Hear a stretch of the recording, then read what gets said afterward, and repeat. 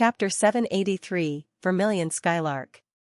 On war-torn Yenlu Island, a ruthless band of desperate refugees attacks a hidden doomsday survivor camp, slaughtering men and ravaging supplies. A werewolf alien named Zhongyu heroically shields frightened women and children, smashing through attackers with stone fist imbued with faint yellow light. Amid the chaos, Zhongyu clutches a glowing stone, declaring it our hope for survival as the group retreats deeper into a cavern. Early in the chapter, an authorial note on gifts appears but is not part of the story. Later, we switch to Zhongyi recovering from previous battles in Blizzard City. After months of rest, he receives a surprise call from District Commander Zhu Jing requesting an urgent mission. Zhongyi reluctantly agrees to travel to Blizzard City for details.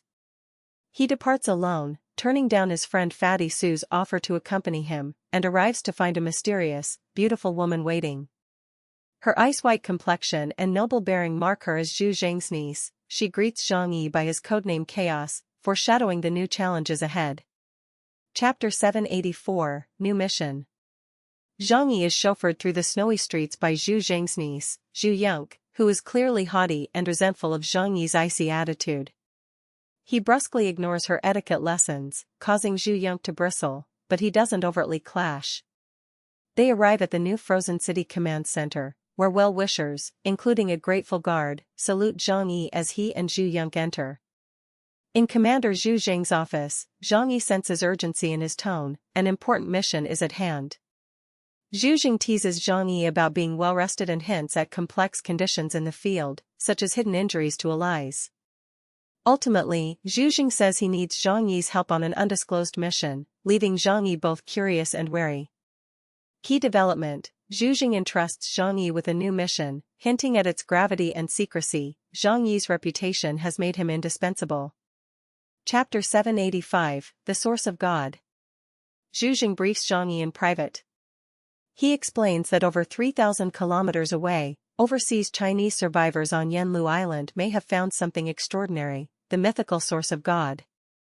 Zhu Jing describes it as a mysterious substance that once enabled advanced aliens to evolve, the legend that Xingjing stole a piece in the Qinling Mountains. If real, it could revolutionize human/alien evolution. Zhongyi is skeptical, thinking it sounds like a fairy tale, but Zhu Jing insists on its significance. He offers Zhongyi the chance to train and rise in rank if he leads the rescue expedition. Zhongyi weighs the risks. It's essentially an oceanic evac mission with no obvious danger, but it might yield the source of God and greatly boost his power. Technical note: Zhongyi's current ability index is around 9,600, super captain level, making him the region's strongest. Obtaining the source could push him toward the Epsilon elite level. After deliberation, Zhongyi agrees to the mission, reasoning it's better that he or someone from his camp undertakes it than rivals. Zhu Jing warns that no heavy ships will accompany him, to keep the mission secret, and that Zhongyi's unique capacity to carry supplies is key. They negotiate support. Zhongyi will bring his own small crew and ship, but Zhu Jing will supply fuel, weapons, and one special assistant. This culprit assistant surprises Zhongyi. Zhu Jing reveals it to be none other than his niece, Zhu Yonk, who will accompany him on the mission. Zhu Yonk bristles at the idea, but Zhu Jing insists, even mentioning a plan for marriage if she successfully aids Zhongyi. Plot twist: Zhu Yonk's mission is as Zhongyi's companion to get close to him and, if possible, win his affection, a marriage plot. A tense marriage of convenience subplot is set up as Zhongyi is obliged to accept her presence. Chapter 786, Burden. Zhongyi accepts the mission terms, though he suspects Zhu Yonk will be his chaperone. Back at Zhu Jing's office, Zhu Jing confirms that they will provide all needed resources and hints. I will give you a very good assistant.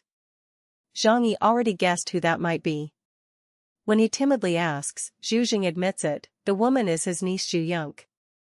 Zhu Jing brags that Zhu Yonk is well educated and strong, and he expects the two of them to get along, even hoping that this sea voyage will naturally lead to marriage. Zhongyi is inwardly groaning. Outside the office, Zhu Yonk waits and confronts her uncle. She angrily complains that Zhongyi isn't gentlemanly and that she wanted Deng Shentong instead. Zhu Jing calmly reminds her that Zhongyi is far more valuable as an asset right now. He bluntly instructs her, during the voyage, she must seduce Zhang Yi and turn him into family, promising that afterward Zhu Yonk will become Zhang Yi's wife. Zhu Yonk resists strongly. She's a proud aristocrat never accustomed to bootlicking, but Zhu Jing insists. This chapter deepens the romantic subplot. Zhang Yi is mission leader. Zhu Yonk is reluctantly cast as his escort with marriage bait. It sets up immediate tension between them. Chapter 787, the most terrifying contrast. Zhang Yi conceives that Zhu Yonk is basically his boss's spy, so he indifferently agrees to her presence but won't indulge her. They board a special train back to Tianhai City together. Zhu Yonk smugly thinks Zhang Yi is taking her to his residence, but he tersely clarifies it's his underground shelter. On the way by snowmobile, she demands why he invited her along. He curtly retorts that the passenger seat is reserved for his girlfriend. Piqued, Zhu Yonk lashes out, and Zhang Yi coldly replies that yes, of course I have one. Her eyes widen. Zhang Yi has a girlfriend, obviously. The revelation humbles her. Maybe her uncle's plan is more complicated than she thought. Resigned, she agrees to continue quietly. They arrive at Zhang Yi's snow-covered shelter, a hidden warm bunker. Zhu Yonk scoffs that it looks deserted on the outside, prompting Zhang Yi to snap back that she wasn't asked to stay. Once inside, Zhu Yonk is stunned. The interior is lavish, with ample warmth and luxury. Her initial contempt melts as she realizes Zhang Yi is not as shabby as she assumed. Character moment. Zhu Yonk's arrogance is challenged. She begins to reassess Zhang Yi. Zhang Yi remains stoic, a step ahead in this psychological dance. Chapter 788, Zhu Yonk is uncomfortable. Inside the shelter, Zhang Yi formally introduces Zhu Yonk to his friends and allies. Zhou Ke, the camp's doctor, greets her politely and pours her water. Meanwhile, famed former celebrity Zhang Yi pals like Yang Xia, Zhou Haimei, Yang Xinqin, Lu Karen, Liang Yu, etc. all come to meet Zhu Yonk. Zhu Yonk immediately feels awkward. She spots Zhou Ke and Yang Xia fawning around Zhang Yi, and younger women like Yang Xinqin and others, very beautiful, give her the eye. Her jealousy flares. She's supposed to be pursuing Zhang Yi, not the other way. She realizes Zhang Yi attracts many women and she feels unfaithful intruding. Zhang Yi, noticing Zhu Yonk's discomfort, confirms to his team that she is merely the boss's relative. Any notion of her as a specialist or important operative is dismissed. The others laugh that she seems to be eyeing Zhang Yi jealously. Yang Xinqin candidly suggests Zhu Yonk is in competition for Zhang Yi's attention. Zhang Yi smirks that Zhu Yonk is just behaving as an entitled daughter of a big leader. Zhou Ke and the others tease that Zhu Yonk is obviously attracted to Zhang Yi. After all, she made a big fuss when she first saw him. Zhu Yonk herself tries to hide it, but it's clear she's uneasy being one of many vying for Zhang Yi. Emotional beat. This chapter highlights Zhu Yonk's jealousy and seething realization that pursuing Zhang Yi will be harder than she thought, and Zhang Yi's calm confidence among friends. Chapter 789, Preparations for Going to Sea. Zhang Yi readies for the ocean journey. Only he, Dr. Zhou Ke and Zhu Yonk will go. All other shelter members stay behind. He commissions Qin Jingguan to furnish an icebreaker ship and an experienced crew. By afternoon, they inspect the Jinfeng, a 106-meter, 16,000-ton advanced icebreaker with 2,000-ton fuel capacity, enough for world-class voyages. Chen provides Zhang Yi with 12 veteran sailors, with at least 7 years each and ocean experience, including stalwart old Tian. Zhang Yi briefs the crew. They must keep absolute silence, treat him as Captain or Mr. Zhang, and never speak of the mission, even to the rescued survivors. The crew promptly agrees. Zhang Yi also orders Chen to collect all the sailors' personal weapons to redistribute them uniformly. He inquires about mounting ship guns. Chen says adding heavy armament would delay departure, so Zhang Yi decides to rely on lighter defenses instead. He plans to use land artillery pieces and sea mines in emergencies. That night, Zhu Yonk confronts Zhang Yi privately about Zhou Ke joining. She whines that he brought his girlfriend along on a secret mission, which is inappropriate. Zhang Yi flatly replies that Zhou Ke is needed as their ship's doctor. When Zhu Yonk persists, suggesting her beauty alone should suffice, Zhang Yi jokes that he only brought one beautiful woman, implying he finds Zhou Ke more attractive. Infuriated, Zhu Yonk demands seriousness. For the first time, Zhang Yi barks at her, "Ms. Zhu, I'm in charge here. You're just accompanying me. Don't interfere or I'll send you back." His tone bears cold, battle-hardened menace and Zhu Yonk immediately slumps meekly. The chapter ends with Zhang Yi's stern warning hanging in the air. Impact: Zhang Yi establishes command and humiliates Zhu Yonk, ending her earlier arrogance. Chapter 790, Mines. At daybreak Zhang Yi boards the Jinfeng with Zhou Kur and Zhu Yonk. Zhang Yi refuses the pleas of the shelter's women, who wanted to stow away his crew. He insists this is a critical mission, not a pleasure cruise, and he alone will lead with just 2 companions. Family members bid them a careful farewell. On board, Zhang Yi and Zhou Kur stow their gear in the ship's secure alien space container. Zhu Yonk, proud yet ungrateful, drags up 2 massive suitcases from shore. Zhang Yi smirks silently as Uncle Zhu's aides help her. Once aboard, Zhu Yonk calls Zhu Jing to announce departure, a calculated show of daddy's backing. Zhang Yi quietly orders Lao Tian to raise anchor. The giant icebreaker plows through the sea ice and sets course. Comfort is ensured. Zhang Yi has requested warm cabins, plenty of fuel, and good food, supplied from the alien space store. With his high status, he spares no comforts for the voyage. The first days pass uneventfully. The experienced sailors recall dangerous sea routes avoided. They will not skirt pirates, they plan a direct course, and will stay clear of areas where sea monsters lurk. They have ample provisions, so no need to rush. Safety is their first priority. Zhang Yi's crew cheer to be on mission with their famed captain. Old Tian gloats he can tell his grandkids he sailed with Zhang Yi. About 2 weeks in, trouble begins beyond their home waters. On the 17th day, near neon-controlled seas, small pirate boats swarm the Jinfeng at high speed. Setup: the chapter ends just as the threat appears, foreshadowing confrontation with neon raiders. Chapter 791, Neon Pirates. Zhang Yi swiftly handles the pirate attack. Armed speedboats, neon pirates with guns and rockets, approach, demanding surrender. Zhang Yi arms himself with his divine sword and leaps onto the first pirate boat. He moves with uncanny agility using spatial powers, unleashing devastating slashes. In seconds he bisects 3 pirate speedboats, sending them, with their crews, plunging into the icy waters to freeze to death. Each cut is surgical. He never uses an explosive, wanting the rogues to suffer in the cold. The pirates on the other boats panic, unleashing gunfire and rockets at Zhang Yi, but his flight-like movements make him untouchable and all enemy fire is absorbed into the alien storage. From the Jinfeng deck, the crew, and a rare doubting Zhu Yonk, watch in stunned awe as Zhang Yi coolly dispatches over a dozen pirate boats single-handedly. The little neon thugs cry out, but soon vanish beneath the waves.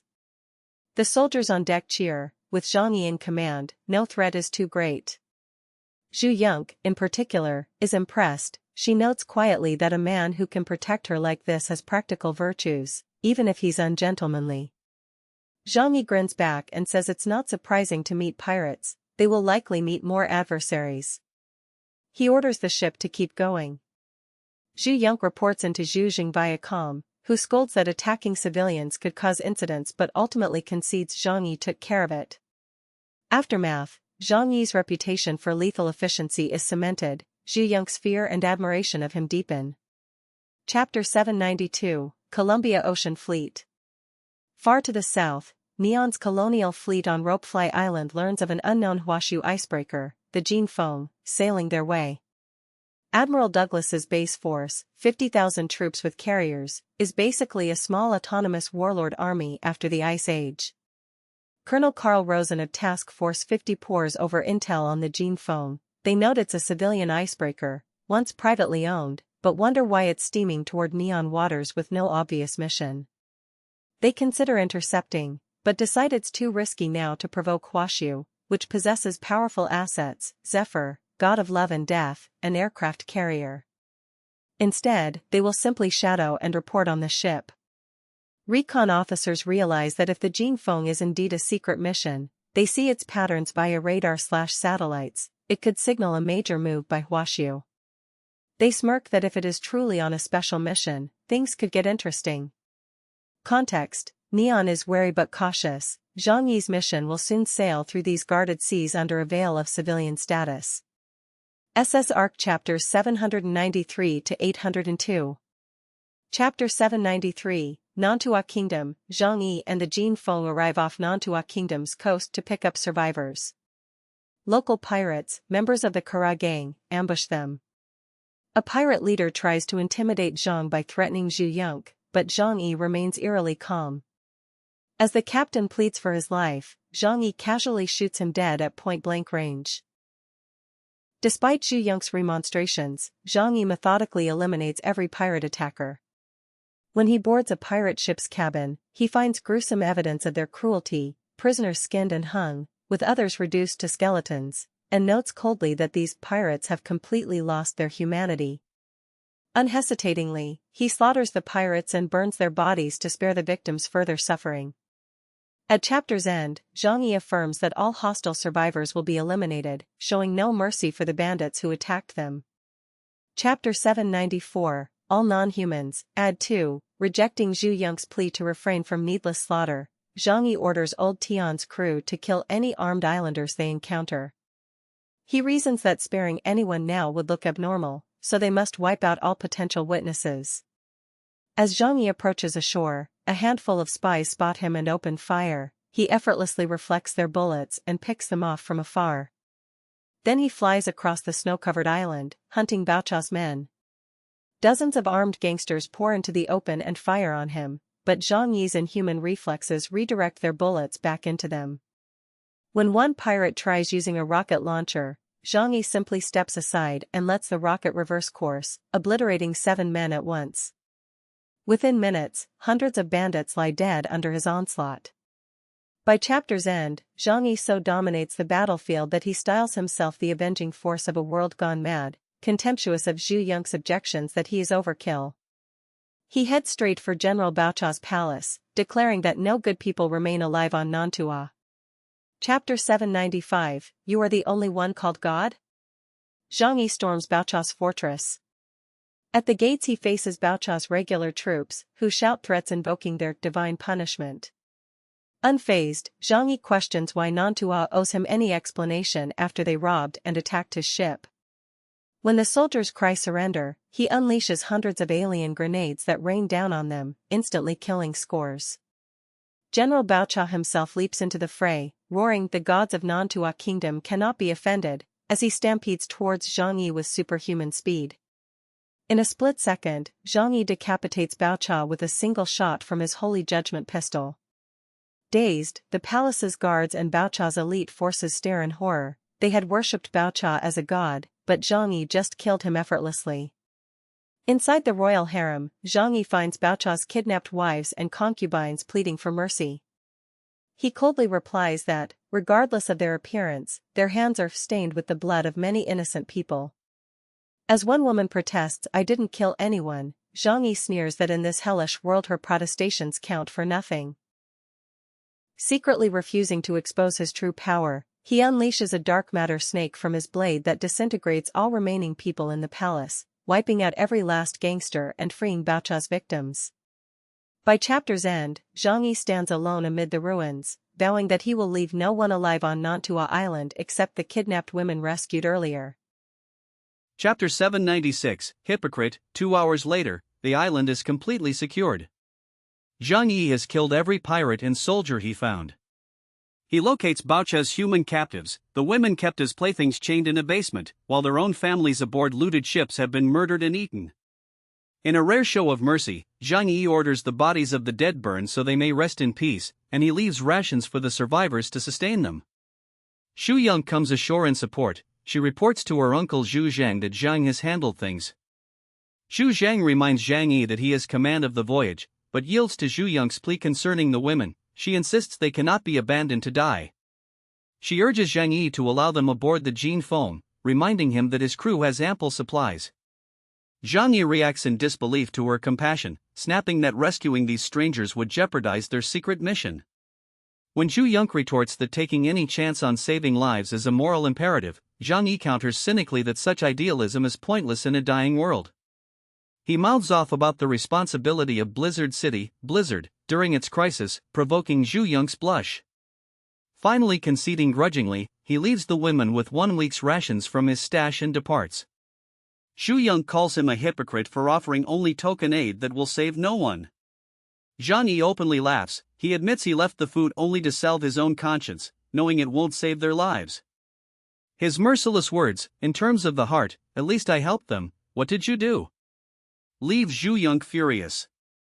She storms off to sulk, and Zhang Yi, unperturbed, notes her absence but shrugs it off. Chapter 797, Little Pearl Can't Do It. Zhang Yi's little pearl, Zhu Yong, is sulking after Zhu Zhang scolds her for complaining about him. Zhou Qier, amused, nuzzles Zhang in the hold and they banter about the journey's stresses. Later, in the mess hall, Zhu Yong's pride is hurt as she watches the crew feast on roasted chicken and fish while she subsists on Zhang Yi's lean rations. She foolishly tries to claim Zhang Yi's food and becomes embarrassed when the sailors tease her. Zhang Yi cheerfully invites her to join the meal, but Zhu Yong stubbornly pretends she's been given food by Zhang Yi's orders and refuses. Only when the cook mentions roasting chicken, meat and potatoes does she realize Zhang Yi quietly ensured everyone ate well while she was left hungry.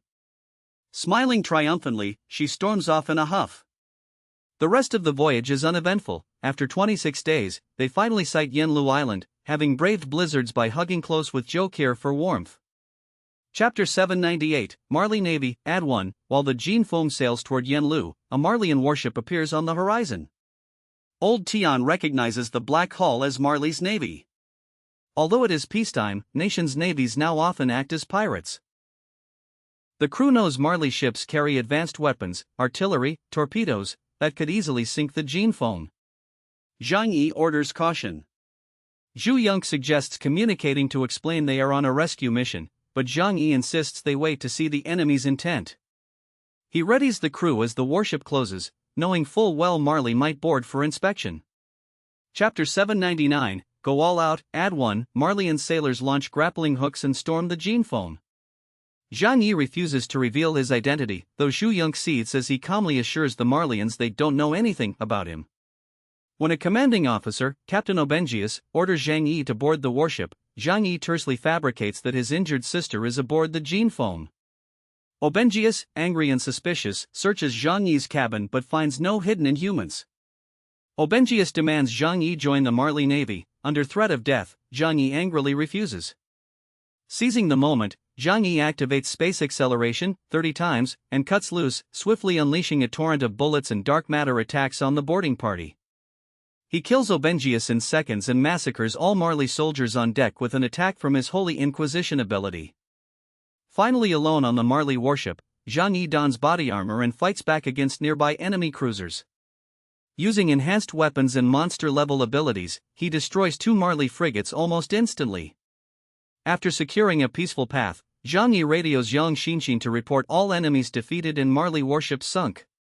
Chapter 800, Talking at Cross Purposes. In calmer waters, Zhu Yong confronts Zhang Yi about his ruthless behavior, calling his threats to throw survivors into the sea overbearing. Zhang Yi unabashedly admits he means what he says. His cruelty was meant to ensure their mission's safety. Zhu Yong reminds Zhang Yi that they must cooperate, since she is Zhu Zhang's niece. Zhang Yi replies that he is in charge and warns them that anyone causing trouble on board will be killed. The rescued refugees are unhappy at first, but no one dares refuse to join Zhang Yi lest they wait to die on the island. Obediently, they surrender all weapons and radios as Zhang Yi demanded. Li Zongyu assures them that the Huashu team will save them, and so they board the Jin Feng. The group's most prominent survivor, Korean official Che Haichung, kneels and thanks Zhang Yi profusely. Zhang Yi accepts this flattery only with a nod, still distant. As Che and others toast "Long live Mr. Zhang," the once skeptical refugees are amazed. In just minutes they went from insulting the Huashu rescue to worshipping their powerful savior. Before sailing, Zhang Yi coldly allows any Colombians who refuse to leave with them to stay, unknown to the others. He then orders his sailors to eliminate the remaining 5 Colombians in the cave, killing them without mercy. When the party resurfaces at the port, Zhu Yong is excited to be reunited with her schoolmate Sun Wanshi, who now goes by Alice.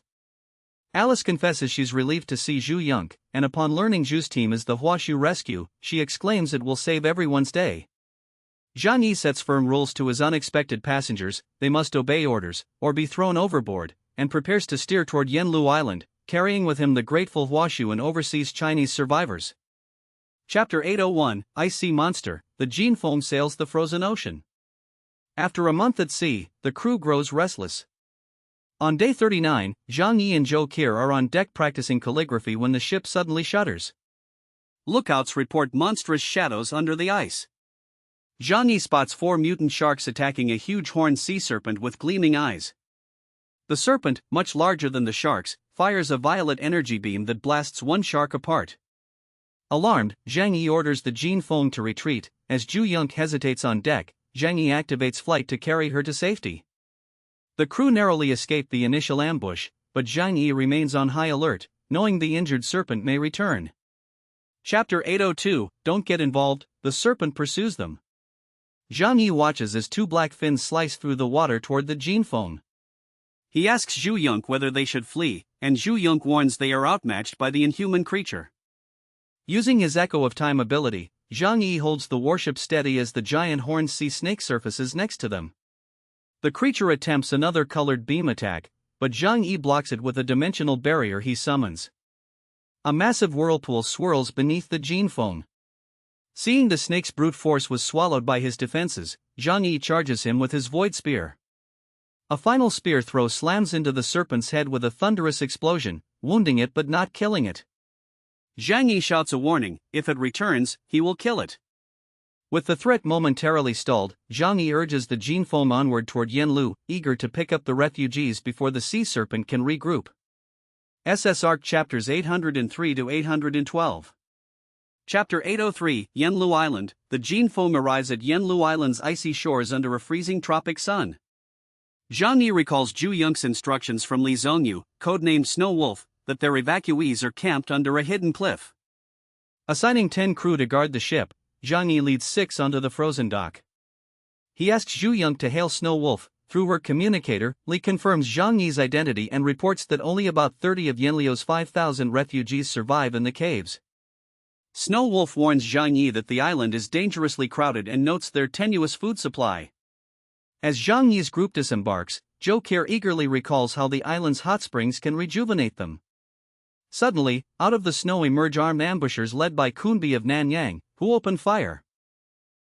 Thanks to Zhang Yi's alien powers, swallowing bullets, invincible armor, all the gunfire harmlessly dissipates. Riposting with lightning-fast marksmanship, Zhang Yi and his well-trained sailors kill dozens of attackers with handgun fire, headshots at distance. However, the leader Kunbi then morphs into a gigantic white centipede inhuman. Diving onto the snow, Kunbi slashes at Zhang Yi, but Zhang Yi immediately impales him through the ground and rips him apart with holy judgment.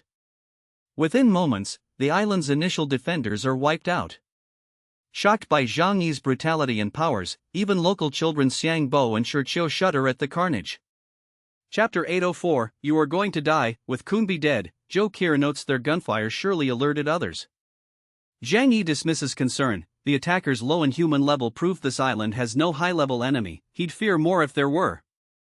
As the Gene Feng's crew regroups, a solitary figure in white down appears, the promised Snow Wolf, Li Zhongyu in human form.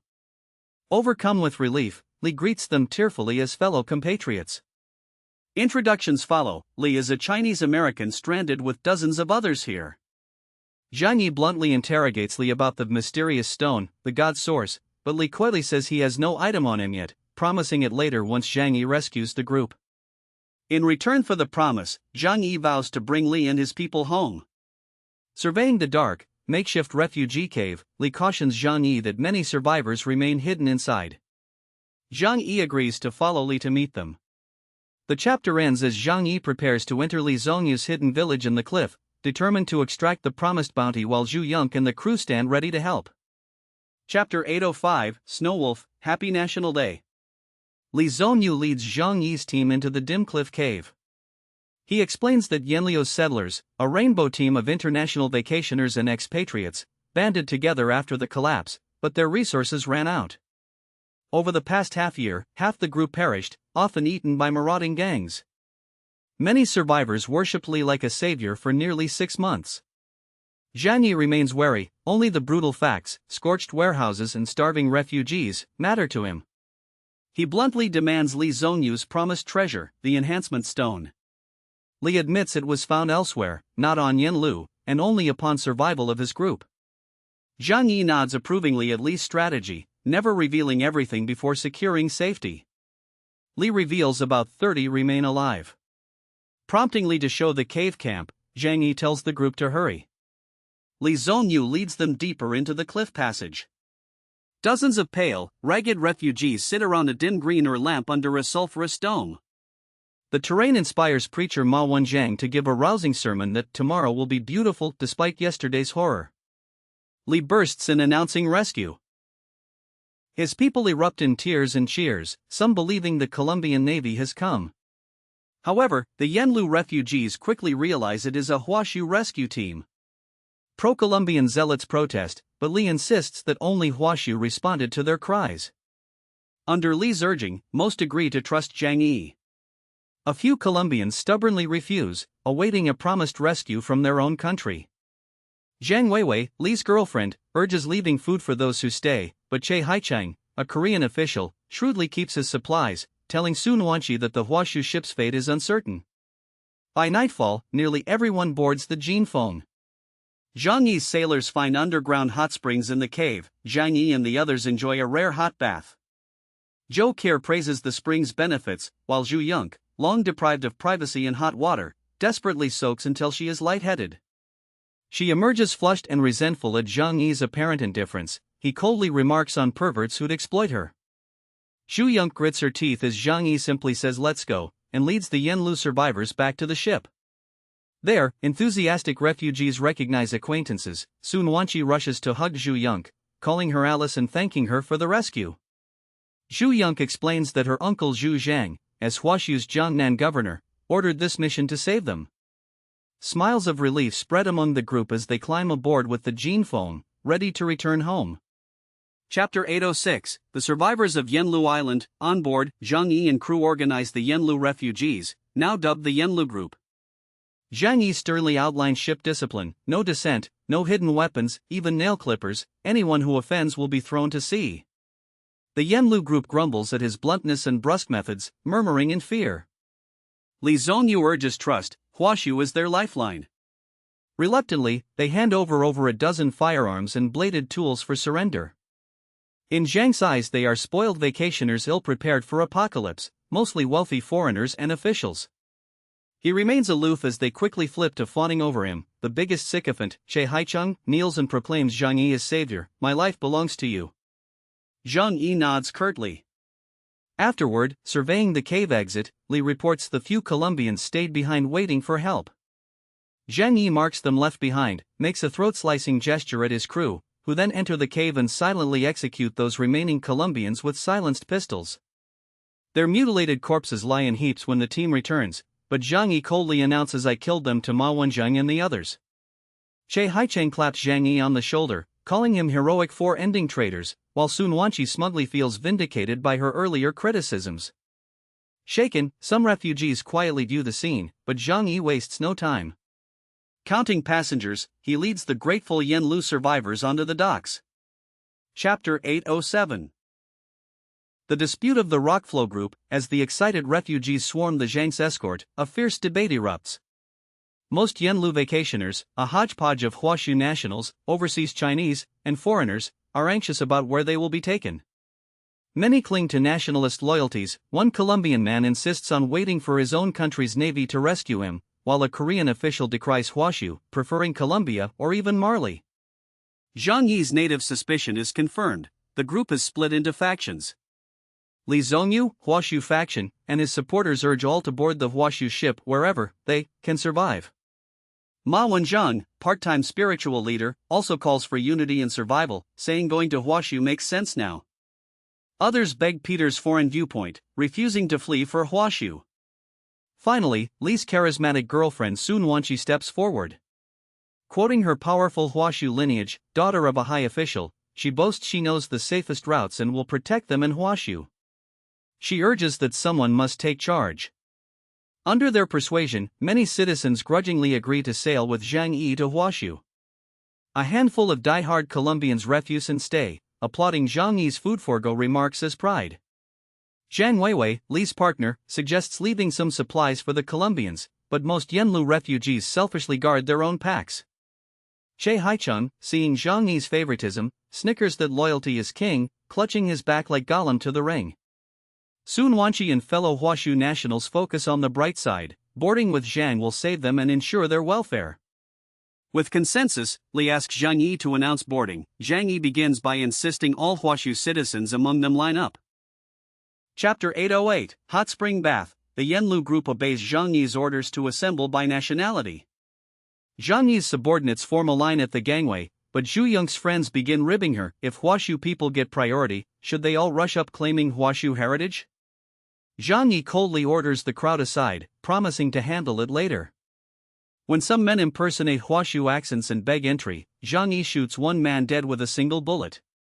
Seeing terrified onlookers scatter, Zhang Yi advances.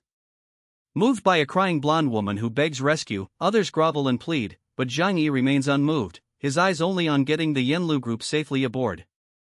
Meanwhile, his crew retrieves the hot springs found under the cave.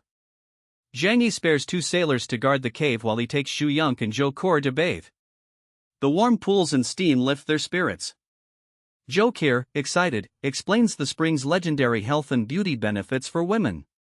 As they soak, Zhang Yi fondly recalls happier days visiting hot springs with college friends, all now dead in the apocalypse. For a moment he relaxes, saving Zhou Kor from cold, stroking her shoulder as nature's fury rages outside. Half an hour later, Zhang Yi finishes the soak and calls Zhu Yonk to leave. When Zhu emerges with a dazed, flushed face, Zhang Yi only remarks nonchalantly on perverts who would have taken advantage if he hadn't been vigilant. Zhu Yonk is left seething at Zhang Yi's indifference as they meet the Yenlu group waiting below. Sun Wanqi excitedly runs forward, Senior. Senior, remember me?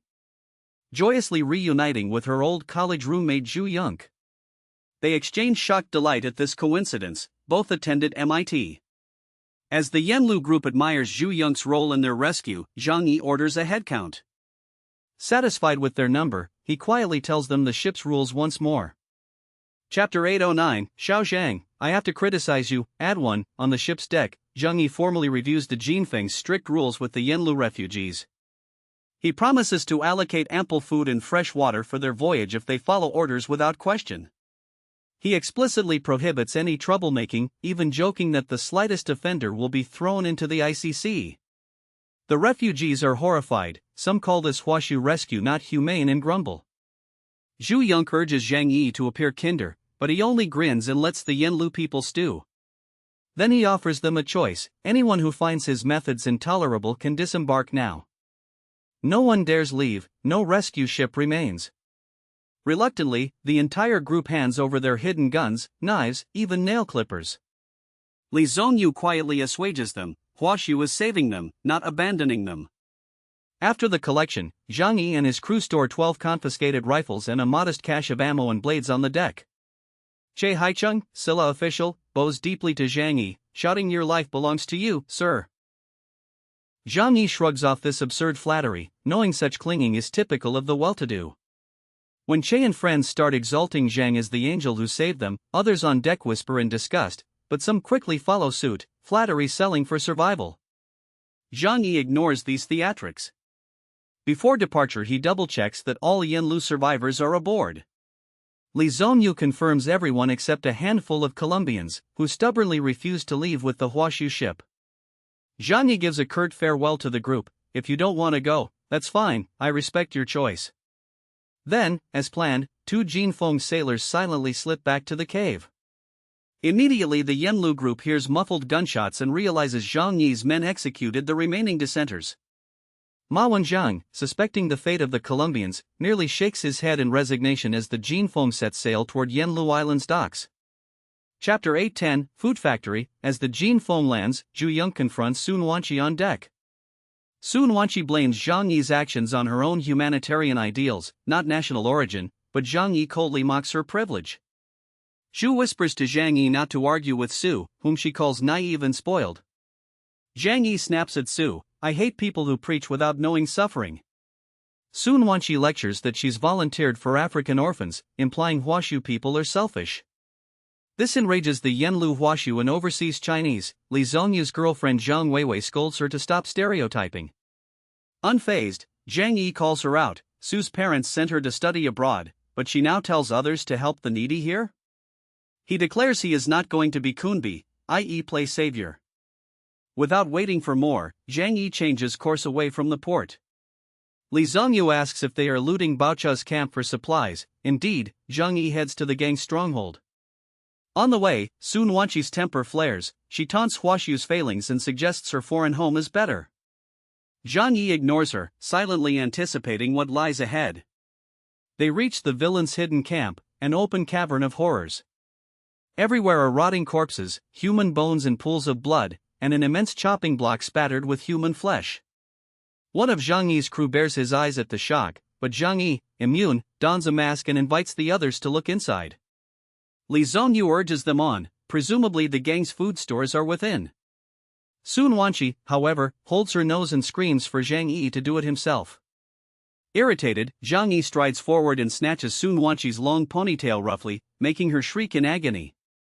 He mockingly reminds her of her own compassion talk. Didn't you just tell me to be kind and generous, as her wails fill the air. Chapter 811, Refugees. The dark cave smell and the hanging bodies prove too much for Sun Wanqi. She faints dead away. Other foreigners vomit or scream. Li Zongyu defends Zhang Yi. We are human, not animals, we would never eat that, he shouts at Zhang Yi. Xu Weiwei angrily adds that as refugees they'd initially lived off abundant hotel stores and cooked turtles, a local high survival species. Zhang Yi grimly notes the tropic seas are now frozen, probably no fish left in these waters. When Li angrily recalls surviving on turtle soup, Zhang Yi quips was the turtle soup good, leading Li to admit it was filling but tasteless. Clearly, Yenlu Island's residents have endured extreme hunger. Alone with the cave's terror, Zhang Yi coldly reflects this lesson. He brought them here precisely so Su would shut up and to warn others against complacency. Zhu Yonk, outside, vomits in sympathy. She curses Zhang Yi for exposing her and others to the score. Zhang Yi, however, is unfazed. He has seen even worse in Tianhai. He considers abandoning Su here for her cowardice, but realizes Zhu Zhang would be furious if anyone died needlessly. Thus he orders 2 Yenlu men to carry the unconscious Su back to the Jin phone. On the way to the port, they pass shallow mounds of freshly broken corpses, the Colombians Zhang Yi executed. Ma Wenzheng quietly asks how they all died. Zhang Yi simply replies, I killed them. Che Haicheng applauds, they had ulterior motives, and calls Zhang Yi heroic. Sun Wanqi, recovering but terrified, clings to Zhu Yong for comfort. Finally reaching the docks, Zhang Yi finds thousands of new refugees crowding the quayside. Many have rushed in from elsewhere now that the port is free. Old Tian arms every sailor with a submachine gun to guard the ship and tell newcomers to stay back. Overwhelmed, the harassed defenders even fire warning shots as attempted stowaways scream that our captain isn't here. Gold and pleading flood the deck, billionaires offer bribes and relatives official positions, women clutch children begging priority passage. Xu Yonk watches helplessly. Zhang Yi quietly observes, tropical resorts attract the rich, who never expected to starve. He draws an old proverb about starving during famine to imply that desperate times call desperate measures. Drilling into the crowd to reclaim their boat space, Zhang Yi fires a warning shot into the sky, and a path clears as truly desperate refugees beg at his feet. Several Huashu natives, identifying themselves with dialect and singing the anthem, plead for Zhang Yi's mercy, but the foreigners bristle at this national favoritism. Chapter 812, My Rules Are Rules. The crowd insists that Zhang Yi must promise rescue before they stand down. Many foreigners claim Huashu ties to sneak on board. One blonde man even argues by Huashu's constitution that he has the right to be rescued.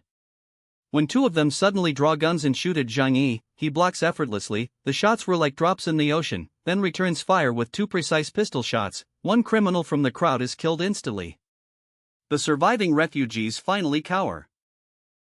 Seeing their panic, Zhang Yi orders everyone to clear a path, and he leads the grateful Yenlu group forward through the kneeling crowd.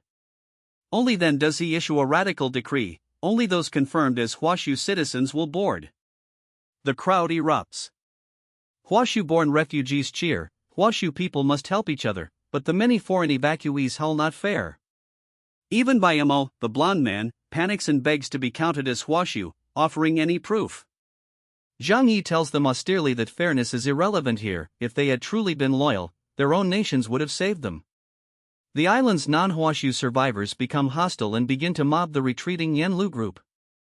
As chaos erupts, Zhang Yi and his crew prepare to fire on any who attack the Yanlu team.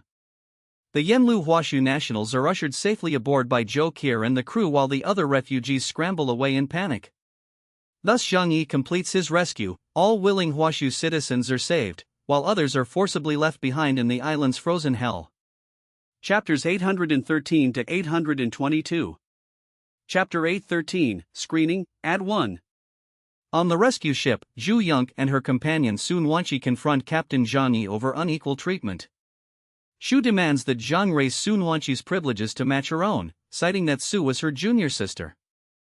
Zhang Yi feigns agreement but instead cleverly downgrades Zhu's own provisions, forcing Zhu to endure the same restrictions she imposed on Su. Sun Wanqi is delighted, thinking Zhang has helped her, while Zhu is shocked to find her own food and sleeping standards lowered. The episode highlights Zhang Yi's cold pragmatism and Zhu's naivety. Zhu had aggressively claimed moral high ground, but Zhang's stunt publicly humiliates her and underscores his authority.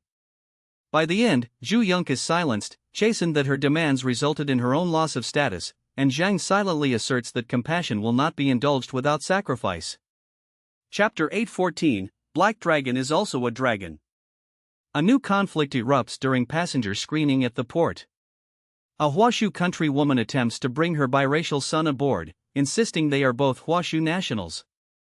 Old Tian and Zhang Yi sternly refuse because the child's dark skin betrays his foreign parentage. The woman protests, revealing the child's father, Morian, but the crowd of Huashu survivors angrily rebukes her husband, spitting out that they shared no blood relationship.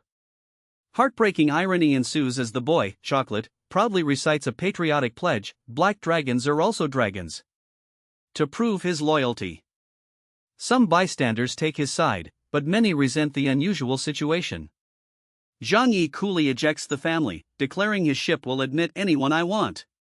This scene exposes deep prejudices. Even in the apocalypse, not all Huashu refugees accept mixed-race legitimacy, and Zhang Yi remains unwaveringly pragmatic, enforcing strict nationality rules over popular sentiment. Chapter 815. You are noble, you are amazing. Still at the port, rescue survivors begin pleading with Zhang Yi to save a sickly infant left ashore. A grieving mother entreats him, reminding Zhang of past tragedies, including a child who froze to death under his watch, but Zhang coldly refuses to rescue the baby, citing scarce resources. The crowd erupts in outrage. Even Zhu Yonk and Sun Wanqi join cries of "Children are our future," appalled by Zhang's ruthless logic. Zhu passionately demands Zhang save this child if he would claim to rescue others. Zhang Yi mockingly points out how many children the ship could have admitted if the boarding position were sacrificed for them. Ultimately, none volunteer and Zhang Yi stands firm, revealing his utilitarian calculus, his cargo priority over sentiment. The chapter underscores Zhang's moral harshness and Zhu's protective instincts. Zhu's bold defense of the orphan infant further contrasts Zhang's willingness to let a child die to save resources. Chapter 816, Port People. After boarding is complete, the full cost of Zhang's policy emerges. A group of Huashu survivors with children beg others to give up their spots so the children can board. Morian, the foreign father, is forcibly pushed into the sea by enraged compatriots. One by one, no one volunteers. A loudmouth, Joandy, even rescinds his prior "I'll take care of the kids" bravado once threatened. Zhang Yi dispassionately gloats at their hypocrisy. He reminds everyone that anyone willing to forego their rescue spot for a child would be allowed on, but none step forward. Seething survivors witness Joandy groveling for forgiveness after Zhang throws him overboard. Ultimately, Zhu Yonk ends up caring for the ship's lone infant by herself. Watching the selfish priorities of others, Zhang Yi concludes by lecturing Zhu that in the post-apocalyptic world, ordinary people are not to be trusted or indulged. Zhu cradles the baby in stunned silence while Zhang internally notes that her kindness will soon teach her a harsh lesson, foreshadowing Zhu's inevitable suffering for her naivete. Chapter 817, Bravely Take Responsibility, Ad 1. The ship sets sail with over 200 rescued passengers, former Yanlu survivors. Zhang Yi flatly delegates crowd management to Lao Tian, insisting he pack up troublemakers with bullets if needed. Relieved, Lao Tian gleefully readies heavy weapons. When desperate stowaways from below attempt to climb aboard, Tian opens fire from the railing, bodies splash into the sea as illegals fall. Hull cameras record blood rain drenching the decks.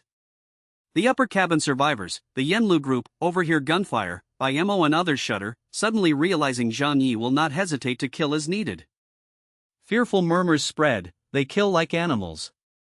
Will they do this to us? Che Haicheng quips nervously that the ever-cruel Zhang Yi apparently has no fondness for Colombians, by Mo panics, likening himself to a slave ready to be fed to sharks. This chapter marks a point of no return. Zhang Yi's ruthless readiness to execute fugitives terrifies even cooperative survivors. Chapter 8:18, It's difficult to raise a baby.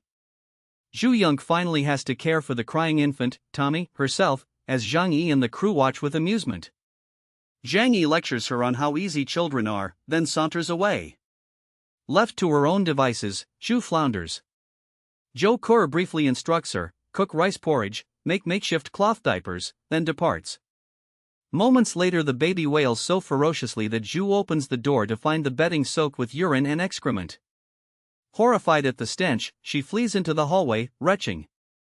Nevertheless, Zhu steels herself and returns to change the messy diaper.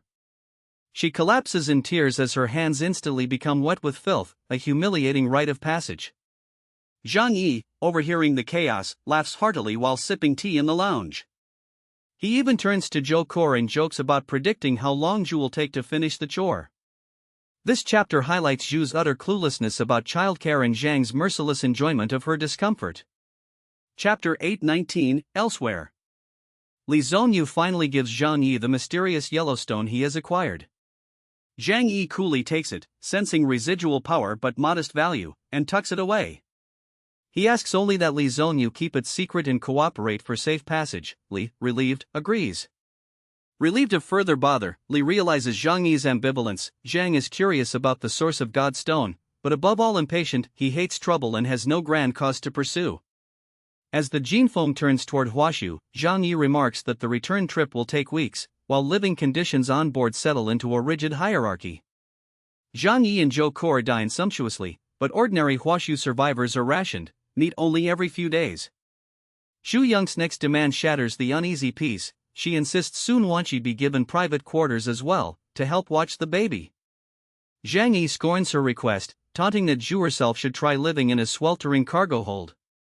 Sun Wanqi, protected by influential family ties, however forces Zhu's hand. She gets a room, actually a filthy storage closet, after Zhu petitions Zhang Yi, but the bedroom comes with diapers piled up, making Su nausea.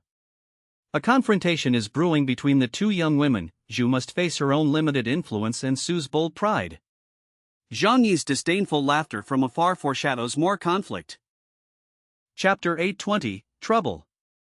Greed and entitlement flare among the Yenlu group's women.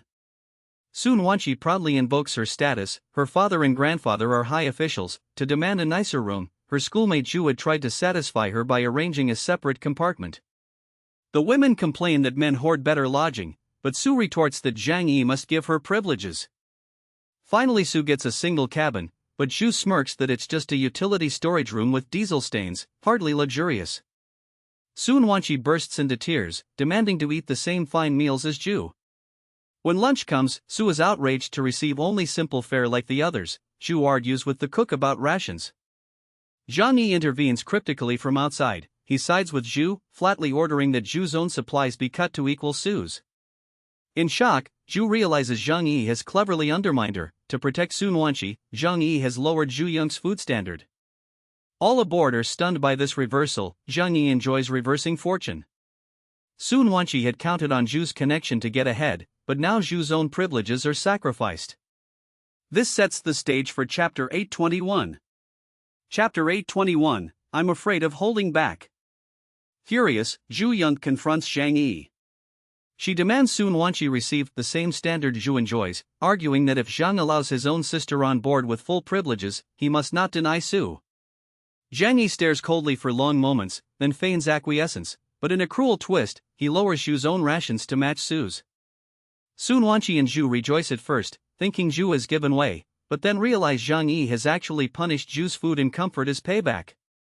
Zhu shouts in anger and betrayal, Zhang Yi, and Zhang silently relishes watching her lose face. In this argument, Zhang Yi exposes that Huang's own privileges are not immune. He dispenses with Zhu's vain bravado to teach her a lesson. The chapter ends with Zhu seething as Zhang Yi departs, his silent smirk confirming he played her demand. All along, Zhang Yi has manipulated social pressures to quash dissent. Zhu's naivete in championing Su's welfare becomes her own undoing. The fight continues into Chapter 822. Chapter 822, Gratitude. In Chapter 822, Gratitude, Zhang Yi and the others continue their tense sea voyage, dealing with both interpersonal conflict and life aboard the Jin phone. The chapter opens with a heated exchange between Zhang Yi and Zhu Yonk over Sun Wanqi's treatment at dinner. Zhang Yi firmly rebukes Zhu Yonk for demanding special privileges for Su, her friend, and insists on strict equality. He agrees to let Su join the cruise dinner as Zhu Yonk had requested, but only on the condition that Zhu Yonk shares her own food with Su and accepts a week's punishment. Zhu's rations will be set to the lower Rockflow group standard. Zhang Yi makes it clear that as the ship's commander he will not tolerate favors to nobles or threats. Although Zhu Yonk is resentful of his harsh tone, she reluctantly agrees to comply. In this confrontation, Zhang Yi demonstrates his unyielding principles. He treats everyone the same regardless of rank, and he refuses to bow to family privilege. Zhu Yonk, who is the niece of the region's supreme commander, finds this humiliating.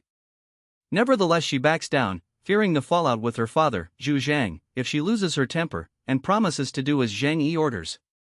The upshot is that Sun Wanqi's dinner is restored, but Zhu Yonk will eat her meals on the same level as common crew. After this clash, Zhu Yonk and Sun Wanqi have a private conversation about the changing world aboard the ship.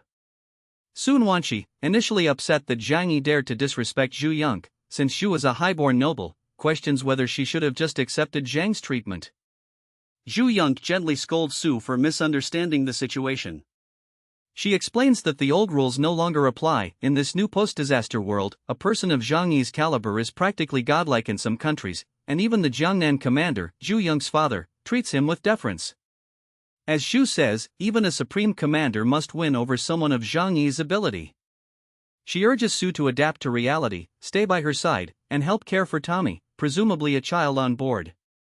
Zhu Yonk promises Sun Wanqi that if she endures these hardships and remains loyal, she will reward her later. Once the ship reaches Jiangnan Regional Headquarters, Zhu will find Sun Wanqi a respectable position. Touched and somewhat chastened by her sister's advice, Sun Wanqi quickly apologizes for causing trouble and vows to be grateful. The two affirm each other's loyalty. Su thanks Zhu for defending her honor, and Zhu insists there will be no more injustice so long as Su helps her. This exchange highlights Zhu Yonk's growing realization that rank means little compared to survival and goodwill, and shows Sun Wanqi beginning to accept a new normal where obedience and gratitude to one's leaders, even unconventional ones like Zhang Yi, are key. Chapters 823 to 832. Chapter 823, All Talents. The scene opens on the Jin phone, a refugee ship, where Che Haichang and other survivors gather for a meal. Che Haichang jovially distributes food, joking with Xie Yunfan and others. The conversation turns lightheartedly raucous. Colleagues mock Che for relying on favors, even sexual ones, to acquire luxuries, and he retorts by reminding them how he got rich by marrying into a fortune. The mood is boisterous but tinged with survivor resignation. Meanwhile, Bai Mo, one of the Yenlu group survivors, gazes out the porthole, worrying about his wife and daughter back home. He confesses that after a half-year of failed rescue attempts, they unexpectedly boarded this ship bound for the Huashu Kingdom. Bai Mo fears they may be traveling farther away from his homeland than ever. His question, "I wonder if we still have a chance to return to our hometown?" Sao's reflection among the group. Rudolph, a burly Prussian crewman, and others joke, but the despairing sentiment lingers. At chapter's end, tensions remain dormant, characters bond over jokes, and Bai Mo is left musing on their uncertain fate in the icy oceans. Chapter 824, Fin Dragon. Che Haicheng catches Jin Jimei excitedly admiring a diamond he procured by selling favors. He scolds her, insisting that such trinkets are useless in the post-apocalypse world, they should ask for practical supplies instead. Jin Jimei is frightened by Che's temper but promised to heed his advice. Meanwhile, Zhang Yi, the ship's captain and a powerful mutant, feels a sudden unease on the bridge. His echo time ability heightens his danger sense. he suspects the fin dragon, a gigantic mutated sea creature he wounded earlier, is lurking nearby. Zhang Yi rushes to the control room to check the radar. Old Tian reports no unusual blips, only ordinary 5-meter sharks passing by. Zhang Yi instructs increased vigilance and additional night watch, wary that the fin dragon could strike if the ship is weakened. He also authoritatively orders that the overworked cook, Old Xia, be given relief. It's revealed Old Xia's backache is a cover for embarrassment. Surveillance cameras have captured crew using the bathrooms, and Zhang Yi already knows everyone's secrets. To reward the crew for loyalty, Zhang Yi had earlier stocked the ship with luxuries, cigarettes, snacks, even isolation bags for cabin fever. The chapter ends with Zhang Yi's wry observation that those who benefited under his strict command nevertheless genuinely respect him for his care. Chapter 825, Lu Zhangnan, Ad 1.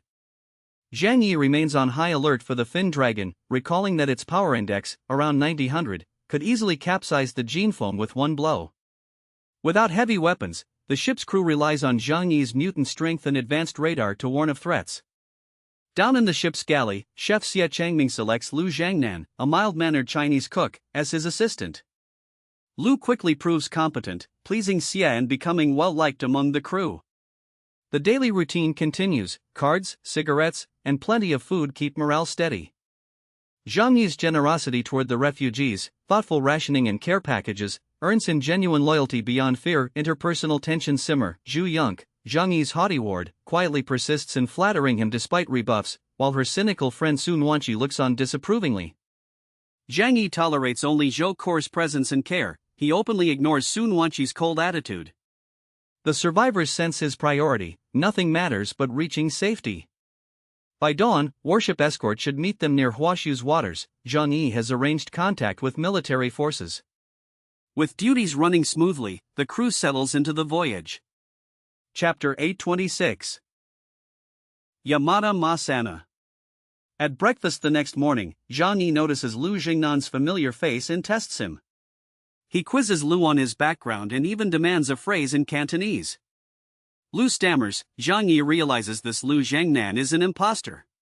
He loudly exposes him as Yamada Masana, president of a Japanese conglomerate, Neon Yamada, who had posed as a Chinese cook. The crew erupts.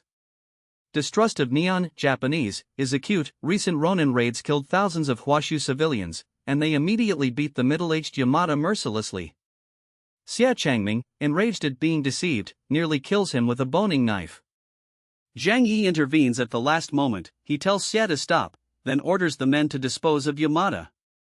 The implication is clear. Yamada, as a hated Japanese, won't be spared. Zhu Yonk and Sun Wanqi, arriving to help Yamada, whom he'd protected on Yanlu Island, barricade the hatch to prevent his throwing overboard.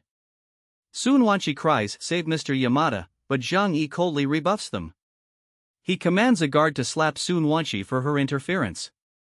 Alarmed, Li Zhongyu, leader of the Yanlu survivors, and Surgeon Zhang Weiwei rush in, pleading for reason. The lower and middle decks watch with shock. The refugees had seen only Zhang Yi's sternness, and now witness apparently brutal violence.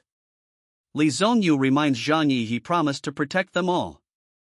The passengers, from peasants to expatriates, look on with growing fear and resentment of Zhang Yi. Chapter 827, You don't understand the cruelty of the end of the world. Zhang Yi stands firm. When Zhu Yonk suggests Yamada is innocent and should be spared, he snaps at her and the crowd. His terse answer, because he's a Neon, Japanese. So he has to get off my boat today.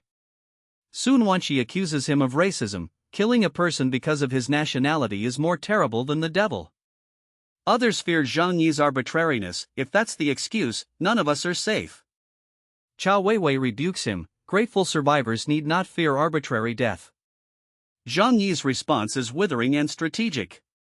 He orders Lao Tian to reveal the real-world context. In the last 6 months Jiangnan suffered 190 million deaths, 92.79% fatality rate. Ronin, Japanese raiders, slaughtered tens of thousands in Huashu's cities. Hearing these figures, the crowd's anger crystallizes into national hatred. People call Ronin beasts for attacking the already dying Huashu population. Having shown the cost of leniency, Zhang Yi's crew feels vindicated. Chapter 828, There are many things you don't know. With the crowd appeased by outrage, Li Zhongyu and Zhu Yong still plead for Yamada's life. Zhang Yi dismisses them. He derides Yamada's charitable public image, exposing it as hypocrisy. To Sun Wanqi's shock, Zhang Yi recounts Yamada's real past. Yamada, as Lu Zhangnan, ran Weiman Food Company in Tianhai. He secretly used foul, expired ingredients to make pre-packaged meals, selling them to schools and markets. A poisoning scandal later broke. Yamada fled to Japan after making a fortune. Zhang Yi, as a former warehouse worker, knew all this from the inside. He calls Yamada a dirty, despicable bug whose conscience should surely hurt. The crowd gasps. One woman realizes her son was sickened by Yamada's food. Yamada weeps and admits partial guilt, but claims he was forced and even donated to charity later. The refugees, remembering his kindness on the island, feel torn. Chapter 829, Ocean Turtle. Sun Wanqi bravely defends Yamada, recounting how he cared for her on Yanlu Island, secretly bringing her turtle milk for protein. Zhang Yi pauses, puzzled. Turtle milk? Do turtles have milk? Crew members state bluntly that no turtle produces milk. Sun Wanqi is embarrassed but insists she drank it. Zhang Yi smirks. She was tricked into drinking something else entirely, implied to be animal excrement or fertilizer. The others stare Yamada down. The son of a high-ranking official, Sun Wanqi, was deceived by this vile man. They agree he should die for poisoning children. Yamada crawls to Sun Wanqi, sobbing that he treated her like a daughter. Sun Wanqi's faith wavers, but Zhang Yi sneers that her saintly heart has reached a disgusting level. He has the crew prepared to throw him into the sea. Yamada's pleas, "I want to live. Miss Su, I love you," go ignored. Sun Wanqi and Zhu Yong try one last time to intercede. Zhang Yi snaps at them. He taunts Sun Wanqi with letting her eat their food every day if she's so protective. He reveals he actually has storehouses of collected supermarket food, likely tainted, but refuses to help. Sun Wanqi, angered and frightened, reluctantly agrees to give up pleading. With no one left to stop it, Yamada is dragged overboard. Che Haicheng and others cheer. Zhang Yi's savage justice is complete. Chapter 830, After all, I'm not a devil. The scene cuts to the Jinfeng deck. Zhang Yi and a shocked crowd witness Yamada's corpse-like body frozen under the ship. Che Haicheng loudly hails Zhang Yi as messenger of justice, even kneeling to kiss his feet. Zhang Yi is disgusted and warns Che Haicheng to apologize sincerely instead. Che Haicheng clings and vows absolute loyalty, clearly fearing the same fate if he displeases Zhang Yi. Exploiting Che's submission, Zhang Yi commands him, "Find any other garbage on this ship, especially the Japanese, get them." Che Haicheng pounces. He drags out 2 more Japanese passengers, Yamada's ex-wife and a frightened young man. Zhu Yong pleads for mercy, calling herself Yamada's daughter. But Zhang Yi coldly ignores her. He asks the young Japanese man his name, noticing his accent betrays him as Neon. Zhang Yi simply glances at the woman and turns back to the man. Zhu Yong eventually intervenes, but Zhang Yi smiles and says, "Forget it, I'm not a demon." He tells his crew not to kill the pair. Resigned, the captives are given a life raft and rations to drift away. Chapter 831, I don't owe them anything. Zhang Yi's crew prepare the rubber boat and provisions for the 2 Japanese stowaways. Old Tian remarks they only have 2 lifeboats. Zhang Yi quips they should be lucky to get even a raft. Zhu Yong still has misgivings, but after seeing the elderly Yamada thrown to his death, even she reluctantly agrees to their exile. At least they were spared execution. The rest of the passengers relax, many laughing that Zhang Yi's leniency has been shown. Only foreigners like Bai Mo glance warily at the outcome. Before retiring, Che Haicheng again pledges to Zhang Yi he will be vigilant and report any disturbances. Zhang Yi smiles and puts Che in his place. "Don't bite anyone else, I don't want more trouble." Alone with Zhu Yong on deck, Zhang Yi is unrepentant. He declares he doesn't owe Japanese anyone any debt. "They have done me no favors, I can kick them off my boat if I want." He even says sparing them was his mercy. "It was me who allowed them to live a few more days. They should be thanking me." Zhu Yong protests that without his intervention they might still be alive.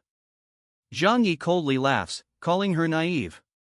Crucially, he hints at a darker purpose: "No one related to Li Zhongyu who does not follow me will live." He reveals that the secret of the source, some crucial plan, must remain hidden. Zhu Yonk is stunned. Zhang Yi, bored, leaves her to ponder it. Chapter 832, Panic. In the survivors' quarters, Li Zhongyu is shaken. He worries Zhang Yi's brutality may backfire, but advisor Ma Wenzhang, the wise spiritual leader, reminds everyone that in this apocalypse, only ruthless strength ensures survival. He argues that Zhang Yi's harshness is necessary. Food, security, and survival demand strict measures.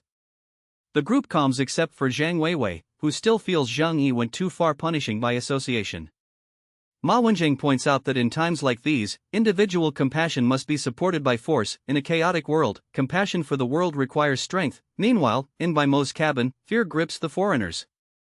Bai Mo, racked with guilt, fears he could be frozen into an ice block like Yamada and faints. Eisenman and the others overhear and hastily declare support for the captain's decisions to save themselves. They panic at the thought of defiance. Che Haicheng bursts in, mocking them. When did everyone become so virtuous? Too bad it's too late to apologize. He then proclaims himself Zhang Yi's spokesman, sternly warning them not to speak ill of him under penalty. The atmosphere chills. The chapter ends with Che Haicheng receiving word from a crew guard, a survivor from the Silla Island mission, an old ally, seeks Zhang Yi, likely with news. The stage is set for Zhang Yi to address another critical matter. Chapters 833 to 842. Chapter 833, Sun Wanqi's Confession, Add 2. At breakfast the next day, Sun Wanqi tries to keep a low profile, but the crew teases her about crying during Yamada's execution. Embarrassed, she mumbles excuses. Shortly after, Sun Wanqi discovers her meal is spoiled. She takes a bite and immediately tastes rancid food, moldy vegetables and foul chicken. Retching, she confronts Xie Changming. He calmly reminds her, "You said yesterday that this food wouldn't kill anyone and that per Zhang Yi's orders she will eat this spoiled rations for a week." The crew laughs. Sun Wanqi realizes they are punishing her literally with the food she volunteered for the stowaways. Distraught, she tears up and runs to Zhu Yonk to complain. Zhu Yonk, already harried by a sick child, snaps that Sun Wanqi had assured everyone the food was safe. Sun Wanqi is left in near collapse at having poisoned herself by her own naivety. Chapter 834, Turmoil in the Lower Cabin. That night Sun Wanqi endures severe stomach pains from the tainted meal. Captain Zhang Yi orders Zhou Kor to treat her leniently. Zhou Kor ominously notes a doctor can make a patient suffer in 100 ways. She extracts painful pig syringe injections, ensuring Sun Wanqi's misery but survival. Meanwhile, far below, discontent sows unrest. A few nights later, Zhang Yi hears a raucous clamor from the lower decks. Immigrants and island survivors have broken down barriers and are banging pots, shouting, "We don't have enough to eat." These are the lowest class passengers, who receive minimal rations. They accuse the passengers above of excess. "Why do you eat meat and fish while we starve for porridge?" Armed crew rush down. Zhang Yi coldly orders them to shoot at any rioters. He stands by with guns leveled, turning the standoff into a grim warning. Food shortages are intolerable, but any rebellion will be met with lethal force. Chapter 835, Stowaways on the Ship. Captain Zhang Yi investigates the ration issue. In a tense meeting in the lower cabin, Lu Dehai, a fisherman, explains their predicament. Adults barely fill half full, children 70% full. They had waited patiently until now, but hunger drove them to protest.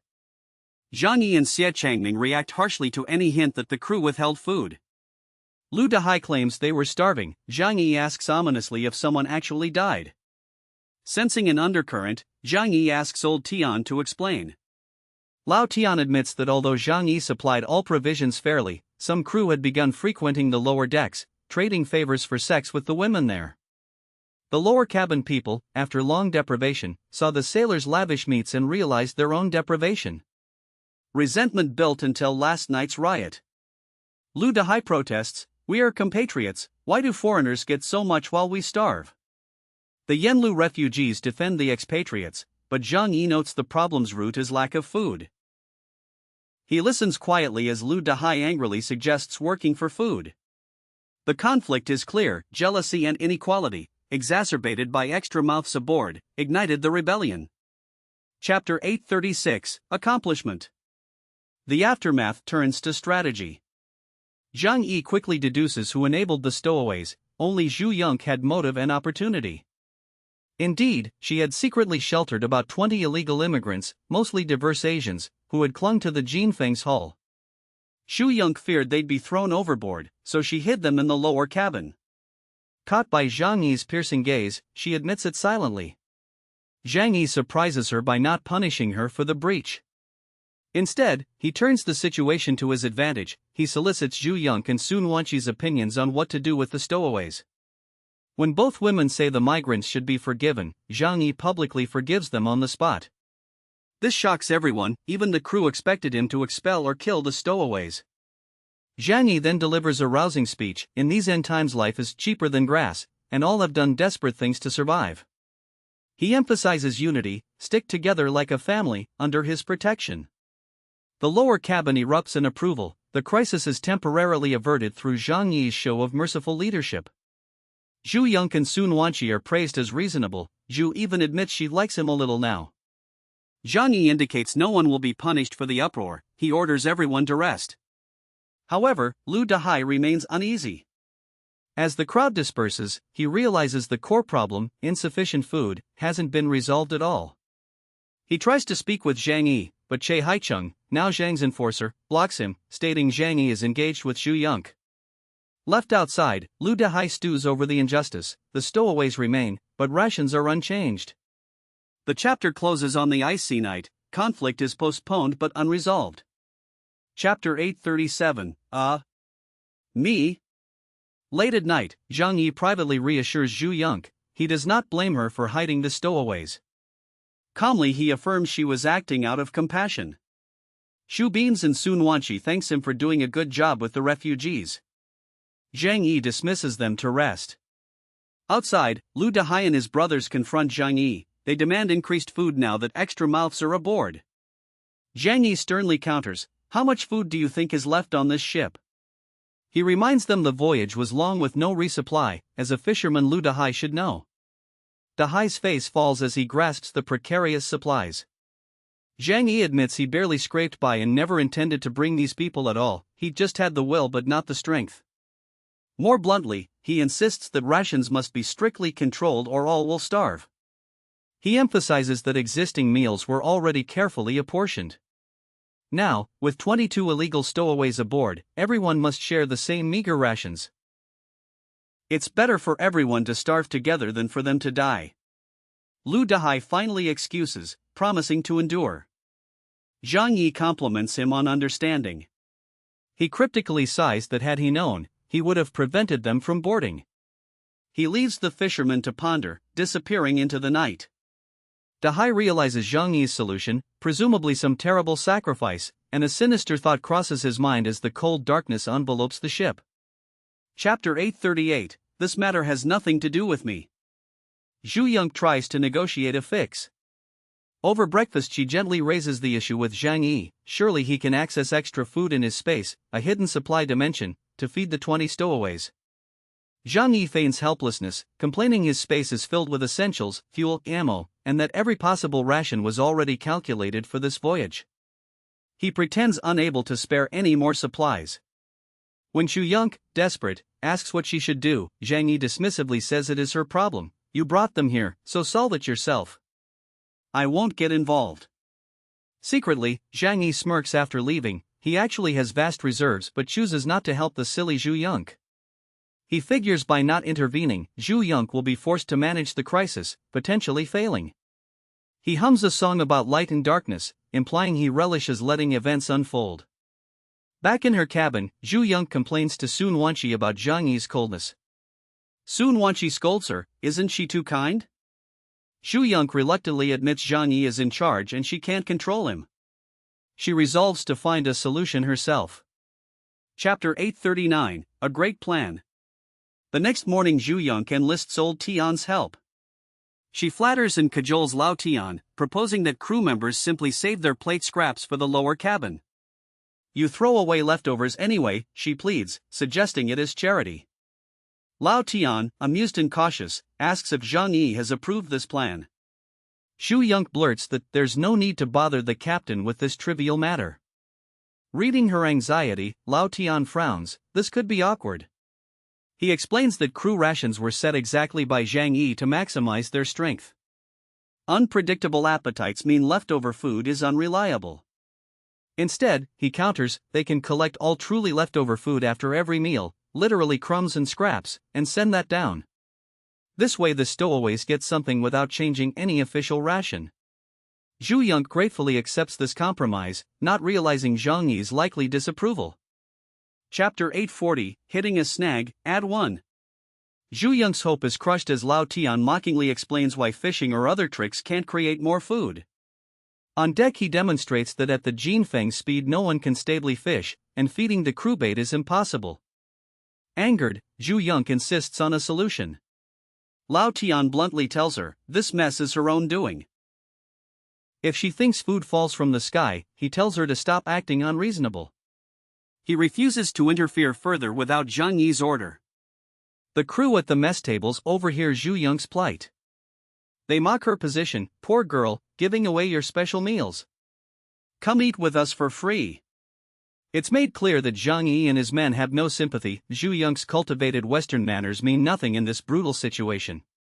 Desperate, Zhu Yonk recruits Sun Wanqi and Zhou Kor to personally distribute their own food to the poor. They gather simple meals in metal basins. Zhu Yonk and Sun Wanqi head to Zhang Yi's cabin to fetch Zhou Kor, banging on the door. Zhou Kor, clad in a nightgown, emerges groggily. When told the plan, she laughs at their naivete but agrees to join. Zhu Yonk reasons that any food Zhou Kor gives away is actually from Zhang Yi's personal supply. Together the three set out to deliver provisions themselves, unaware of how the hungry mob will greet them. Chapter 841, Fight. Zhu Yonk and Sun Wanqi lead the crewmen down into the lower cabin with their food basins. At their sweet words, anyone who hasn't eaten, come here for food, a desperate horde swarms them. In an instant the crowd tramples both women, snatching the scant rice from their arms. The chaos is violent, refugees fight for the scraps, knocking Zhu Yonk and Sun Wanqi to the floor, trampling them. A gunshot warning, stop or I'll beat you to death, momentarily halts the mayhem. The hatch is locked. Zhu Yonk and Sun Wanqi flee upstairs, bloodied and humiliated. In front of the door, a crewman scolds the survivors, you bastards, you want to rebel. You don't even know how to thank someone who gives you food. You deserve to starve.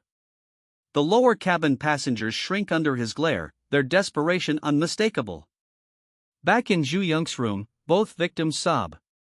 Sun Wanqi, bruised and tearful, remarks that the refugees were good people on the island but became wild beasts over hunger. Zhu Yonk, nursing bleeding wounds, rages in pain and fury. They realize, all this was born of one cause, starvation. Sun Wanqi confides that on the island, the men went fishing and the women stayed behind hungry. Zhu Yonk, torn by guilt and anger, realizes Yamada Masana's food crimes likely contributed. They stop short, considering what to do next. The food crisis is now fully out of hand. Chapter 842, Group. Discontent in the lower cabin reaches a boiling point. The refugees blame Zhu Yonk's actions for bringing parasites, stowaways, on board. It's all because of those damn stowaways, they hiss. They curse the missing Zhu Yonk, calling her a bitch for their suffering. But they dare not rebel openly, fear of Zhang Yi's guns looms. The fisherman brothers, Lu Dehai, Ron Lei, Yu Gang, quietly plot, we have to get rid of these bastards, or we'll never get the food we deserve. They recognize subtle collective strength among the stowaways. Inside the locked stowaway cabin, the group huddles under siege. Their leaders, Zaku, a gray-haired gangster-turned-tycoon, and martial artists Elrod and Yamet, convene. They anticipated this moment. From the start they planned to band together if discovered. Zaku calmly smokes a grass stem. Elrod warns that now the cabin's secrets are out, hostile rumors and possibly violence will erupt outside, they'll be heavily outnumbered. The others exchange worried looks. Zaku only laughs softly, why, are you scared? The stance is defiant. The chapter closes on this tense impasse, two groups divided by hunger, each led by fierce men, balance on the brink of all-out conflict in the frozen wastes. Chapters 843 to 851. Chapter 843, Trapped Beast Fight. a major skirmish erupts at sea. Earlier, a large fin dragon, huge ocean predator, had ambushed the ship, and in repelling it the crew captured notorious criminals, the Zhang and Holy Nine, on board. During the aftermath, Lu Dahai finds himself facing a group of Zaga's lieutenants on deck. A desperate fight ensues. Lu Dahai is knocked down and nearly overwhelmed by the smugglers' assault.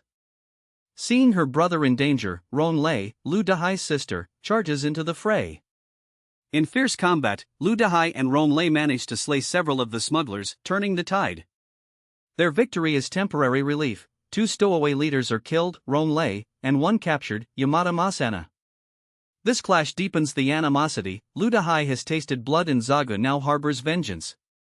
Power dynamics shift as both sides realize their strength and losses. Chapter 844, A New Way of Living. Back in the lower hold, the aftermath of the skirmish creates tension. At the next meal distribution, Zaga's gang conspicuously leaves their usual portions behind and only takes minimal share. Zaga declares he wants to negotiate rather than fight again. Lu Dahai steps up as Lu's spokesperson. He proposes an alliance. He suggests that if fishermen and smugglers jointly manage food distribution, alternating who collects first, no further conflict is needed and all will be fed. Zaga coldly considers and, after a tense pause, agrees to meet Lu Dahai's terms. This shockingly peaceful turn of events is met with disbelief by other passengers, who had hoped for a deadly showdown to eliminate Zaga's gang once and for all. In private, Ron Lei, Yu Gang, and Lu Dahai are uneasy. They remember how Zagu brutalized them. But outwardly they play along, gaining 2 peaceful days where stowaways eat first and fishermen take leftovers. Nonetheless, resentment grows. Starving refugees see the stowaway fisherman truce as betrayal and begin to grovel to Lu Dahai for scraps. Lu Dahai coldly rebukes them for cowardice, calling them a bunch of cowards bullying their own kind. Peace reigns, but silently within the lower hold a powder keg of hunger simmers. Chapter 845. Fighting with Courage. Lu Dahai publicly appeals to the starving crowd. He denounces Zagu and Zagu's gang as the true cause of their starvation and urges revenge. The captives initially tremble at the thought, fearing Zhang Yi's wrath. Many argue they cannot risk open mutiny. Lu Dahai listens as survivors bicker about passive endurance versus action. When the crowd again demands guidance, he finally says bluntly, "If the stowaways are not forcibly stopped, we will starve to death." He posits that if the smugglers have food, the starving Huashu will have none. To save themselves, they must make it impossible for them to live. Lu Dahai paints himself as their leader in this desperate crusade. A few brave men respond. One shouts, "Fuck him. We won't live in fear anymore." And others join in. Discussion of lethal retribution on Zagu is now openly entertained. This chapter ends with a resolve forming among the starving. To rise up and fight, as waiting any longer guarantees death. Chapter 846, Recruiting Soldiers. It's morning and Zhang Yi strolls the deck, feeling uneasy that something big is imminent. He bets with Zhou Koron when Zhu Yong's pampered daughters, trapped on deck with a baby, will collapse, displaying his confidence in their demise. Meanwhile below decks, Lu Dahai officially calls for volunteers to avenge their suffering. He frames the fight as inevitable given Zhang Yi's limited supplies on board, and argues it's better for all to die together than to let the smugglers have all the food. The captains of each faction summon representatives. Tension crackles as hundreds gather in the hold. The poor and starving unanimously agree to attack Zagu at first chance. Lu Dahai and his fisherman gang lead by example. In summary, Lu Dahai has effectively recruited all who can fight into a lethal alliance against the smuggler gang, finalizing plans for confrontation. This chapter is mostly set up, but culminates in a consensus. They will launch a midnight ambush. Zhang Yi remains oblivious upstairs, calm in contrast. Chapter 847, Don't Be Impulsive. Deep below, Lu Dahai and his cohort confront Zagu in the dead of night. Under Lu Dahai's leadership, they assault the smuggler's den where Zaga sleeps. The smugglers are taken by surprise. Lu Dahai lunges with a makeshift spear, a toothbrush weapon, and guts Zaga through the neck. Zaga dies instantly, eyes wide in disbelief. His brothers flee screaming. The sudden massacre is swift. Lu Dahai, pale with rage and spattered with blood, laughs wildly, sending a clear message. The remaining stowaways, watching from shacks, are stunned. Now the fishermen and their desperate Huashu comrades rush out and butcher the paralyzed stowaways to finish what Lu started. By chapter's end, roughly half the hold's occupants are dead. Lu Dahai's faction has gorged themselves on the smuggler's horde while grabbing life or death justice. This bloody coup effectively ends the stowaway gang threat, but the horror is unimaginable. All aboard, even Zhu Yonk and Sun Wanshi, now realize Zhang Yi's warning: in the lawless post-apocalypse, massacres like this can happen without interference. It marks a grim turning point as Zhu finally sees Zhang Yi's ruthless pragmatism validated by these deaths. Chapter 848, Heartfire. After the slaughter, a grim peace falls on the ship. Lao Tian counts survivors, only about 75 remain, many wounded. The living smuggler fugitives are executed at Zhang Yi's orders, their dead tossed into the sea. The survivors clean up the carnage, working feverishly despite exhaustion. It's the first time their hold feels dry and hot, rather than cold and damp. Zhang Yi relaxes upstairs, reasoning that fewer mouths mean easier management. He notes Lu Dahai's group was always unstable, so letting them self-destruct suits him. In private, he has a satisfied grin over how quickly his people, the fishermen, took decisive action. Above deck, the Yenlu group sees the mass cleanup through cargo hatches. Panic and paranoia ripple. One woman cries, "They're purging us. Next it will be our turn." Bayemo and others remember Zhang Yi's earlier shooting and realize Zhang Yi killed like chickens without a blink. Fears of betrayal surge. They suspect Zhang Yi is optimizing population by orchestrating it from above.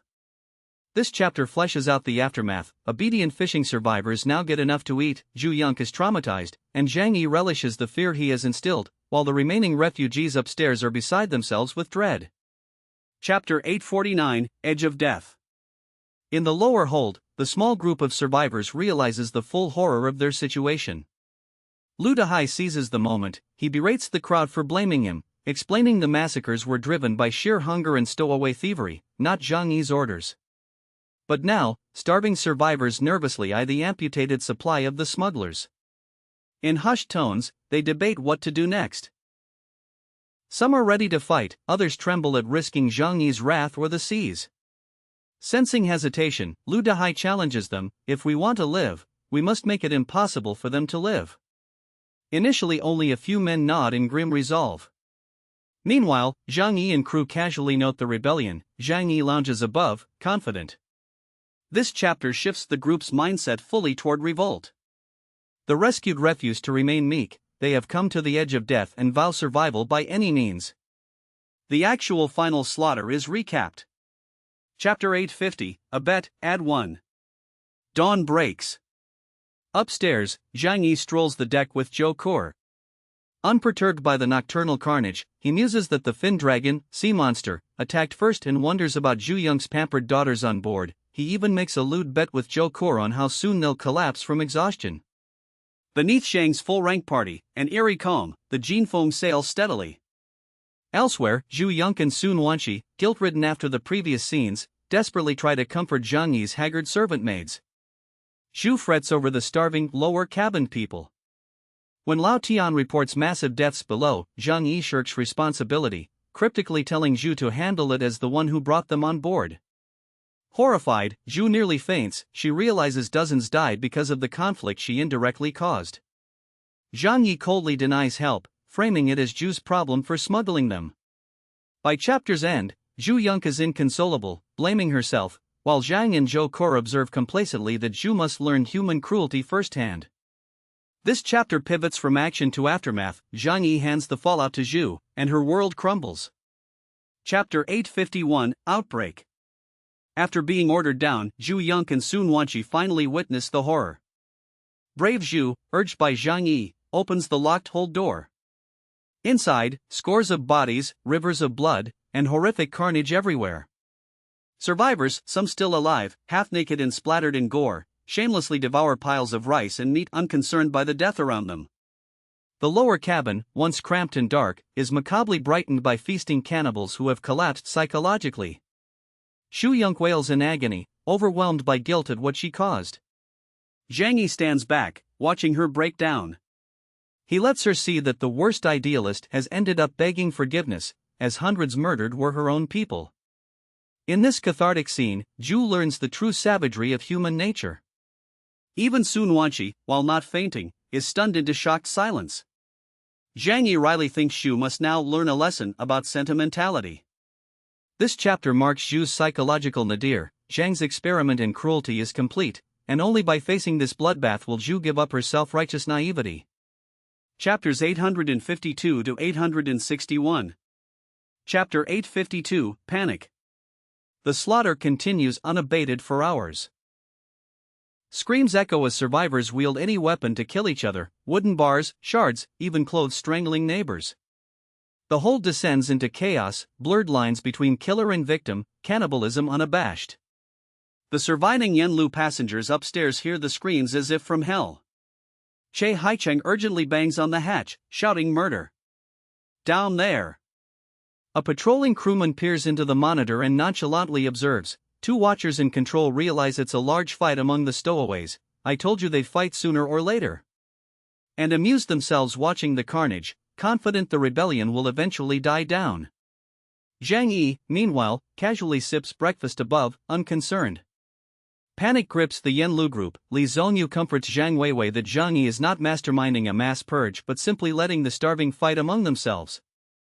Even so, doubt spreads that this population optimization could target others next. In sum, the murder frenzy terrifies everyone on board except the indifferent crew. Chapter 853, The Secret. In the aftermath, senior Yanlu passengers discuss the horror in Zhang Yi's motives. Li Zongyu and others puzzle over Ma Wenjing's insight. The captain controls the population, sacrificing these desperate people to conserve the ship's food and improve odds for the rest. Ma Wenjing gravely suggests this was planned personnel optimization, letting the stowaways starve or kill each other to spare supplies. Zhang Weiwei fears, do they face extermination next? Li Zongyu reassures her, asserting their usefulness protects them for now. The cabin is tense. Others whisper that if Zhang Yi can kill on an icy freight ship, no one is safe. The lucrative idea of all Huashu values is at play. Li Zongyu himself goes to confront Zhang Yi upstairs to demand answers, worried Zhang Yi might be cold-blooded. Zhang Yi calmly confirms that the dead fought each other over food shortage. He assures Li Zongyu he had no hand in killing them and promises safe return home, but reminds Li they must cooperate fully. The chapter reveals the core secret. Zhang Yi is indeed a pragmatic brutalist, not a random murderer, but willing to use ruthless means to achieve survival goals. Chapter 854, Please ask Miss Zhu to settle the matter. As word spreads, Zhang Yi orders Zhu Yong to manage the fallout below. Zhu wakes groggy the next morning to Lao Tian's urgent summons. The Hold's murders were all her fault by bringing stowaways on board. Zhu Yong panickingly refuses to go see the carnage. She had left the resolution to Zhang Yi. Lao Tian insists with stern logic, Zhang Yi will not intervene. Shaken, Zhu begs Zhang Yi to send someone else. At that moment Zhang Yi emerges, dressed for deck duty, and overhears the conflict. He sneers at Zhu. Had she forgotten that she asked to rescue those people? Zhu breaks into tears, arguing she was ill and caring for the children. Zhang Yi cuts her off harshly, calling her excuses boasts without action and telling her bluntly he will handle it. Essentially, I'll clean it up, don't worry. Zhu is incredulous at his coldness. He was captain, how could he not care about dozens of dead? Zhang Yi mockingly tells her she's lost her mind, but agrees to deal with the issue, meaning bury the bodies. Zhang Yi and Zhou Kor then leave Zhu crumpled on the deck, a broken woman facing her mess. This chapter cements Zhu's descent. She is officially blamed for the bloodshed, forced to face the moral cost of her decisions. Chapter 855, You don't want your uncle to know about this, right? Zhang Yi escorts Zhu Yong and Sun Wanqi into the bloody hold for a first-hand view. Surrounded by heaps of corpses and blood, Zhu collapses sobbing. Zhang Yi gives no comfort. Instead he goads her, use your eyes to remember this tragedy caused by your saintly pity. He forces her to stand before the gory scene. Zhu Yong finally sees the true horror, bodies everywhere, survivors covered in gore greedily eating rice and stew. Even Sun Wanqi, though not fainting, is speechless. As Zhu breaks down, she recognizes that this nightmare was set in motion by her insistence on rescuing the stowaways. Zhang Yi watches impassively, silently punishing Zhu for her misplaced mercy. Meanwhile, Lao Tian discreetly loads survivors with plates of food now that so few remain. The chapter underscores Zhu's complete humiliation. Zhang Yi's showing the fun served to crush her self-righteousness. Zhu, racked with guilt, can only curse the fate that brought these deaths upon her people. Chapter 856, Good Girlfriend.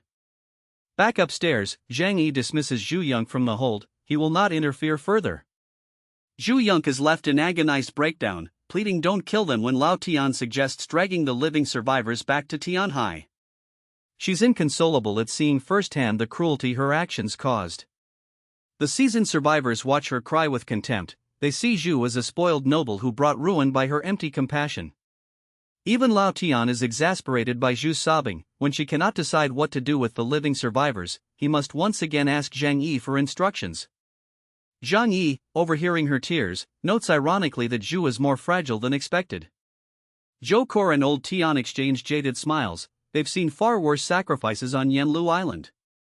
Zhang Yi finally declares that the victims from Huashu will be transported back as labor, many Africans will be thrown overboard, and leaves Zhu trembling.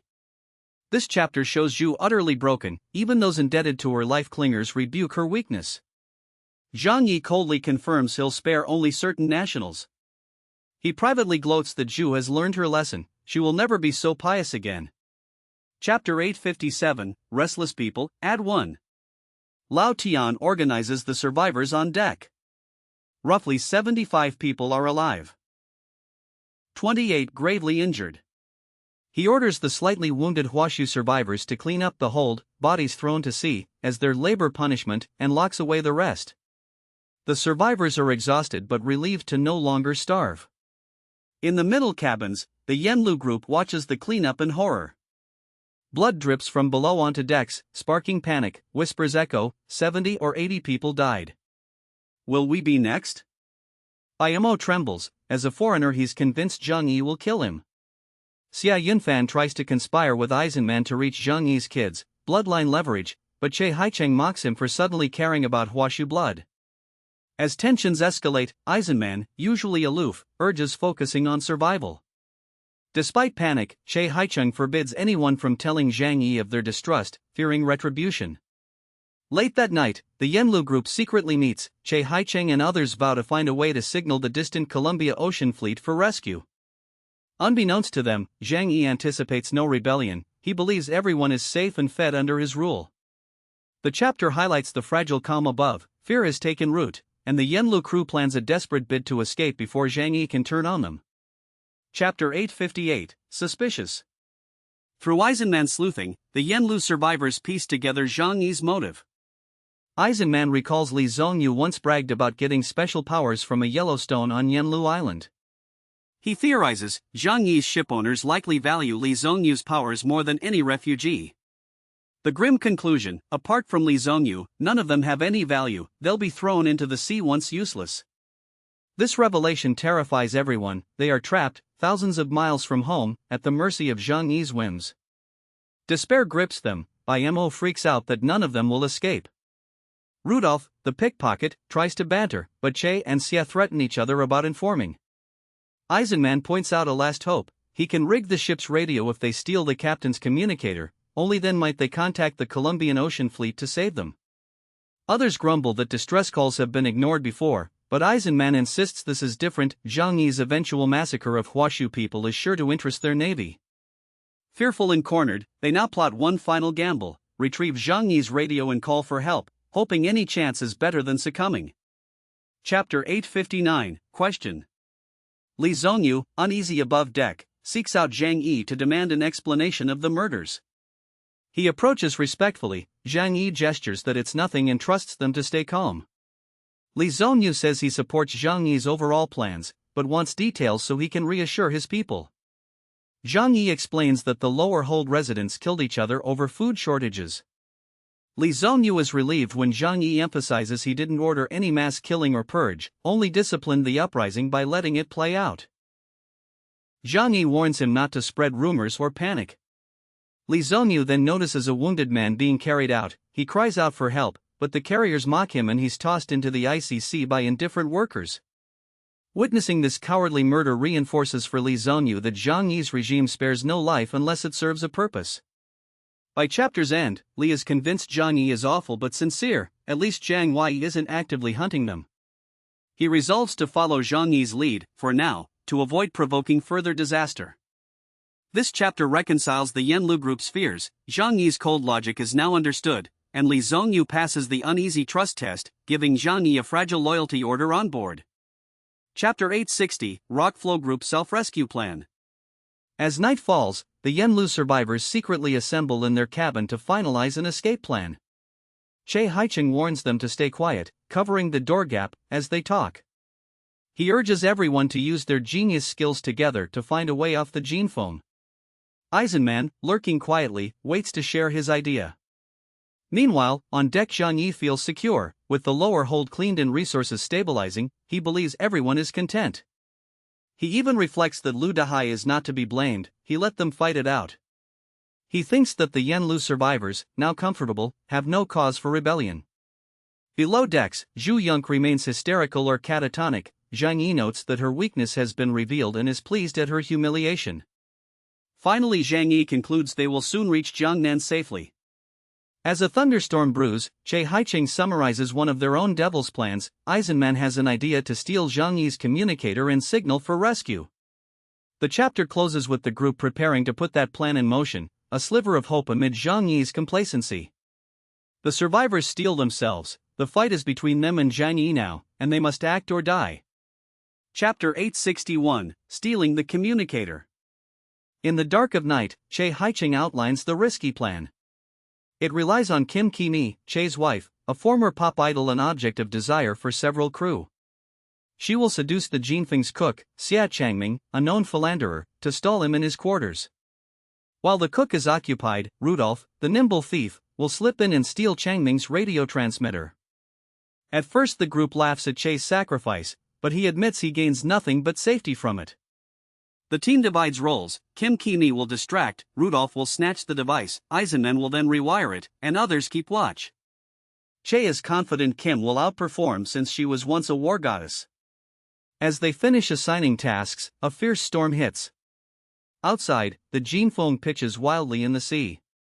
The storm foreshadows coming chaos. Up on deck, even Zhang Yi's pampered niece Zhu Yunque sobs as she clutches the rocking bed to avoid falling, cursing the child's crying. The chapter closes in tension. The Yanlu survivors prepare their one shot at freedom, and Zhang Yi sees a nightmare brewing beyond his control, the storm, a portent for the final clash to come. Chapter 862, Fin Dragon Attacks. The chapter plunges into action as the Fin Dragon, a colossal sea serpent, bursts from the depths, intent on defending its domain. Zhang Yi has been braced for this encounter and immediately takes command. The sea convulses, 10-meter waves slam into the hull of the Jinfeng. Crew members scramble as the ship heels wildly. Although the beast unleashes torrents of seawater and a sweeping tail blow, Zhang Yi counters expertly. He orders depth charges dropped and unleashes his unique sonic atomic pulse, which can suppress the dragon's own atomic breath. An epic clash ensues. The Fin Dragon bellows furiously, but Zhang Yi's crew manhandle the vessel to evade its strikes. At one point, the Fin Dragon's tail creates a violent whirlpool under the ship. Zhang Yi fights to stabilize the ship amid the maelstrom. Despite the chaos, no one on the Jinfeng is critically injured. Finally, after relentless attacks, the dragon finds itself injured and thwarted. Its atomic breath was neutralized by Zhang Yi's interference, making continued aggression pointless. With a mighty splash, it sinks back toward the deep sea, wounded and resentful. The Jinfeng's crew lets out a collective sigh of relief as the ocean calms. Zhang Yi, spreading his arms in exasperation, declares, "Fair's fair." He muses grimly that their foe's power is formidable. It may have fled for now, but once on shore it will be unpredictable. The chapter ends with the tension easing but everyone aware that this victory may only be temporary. Chapter 863, 40 minutes. In the aftermath of the Fin Dragon's retreat, Zhang Yi and the crew catch their breath. They realize they have only 40 minutes to act on Che Haicheng's plan before the enemy might detect their tampering with the communicator.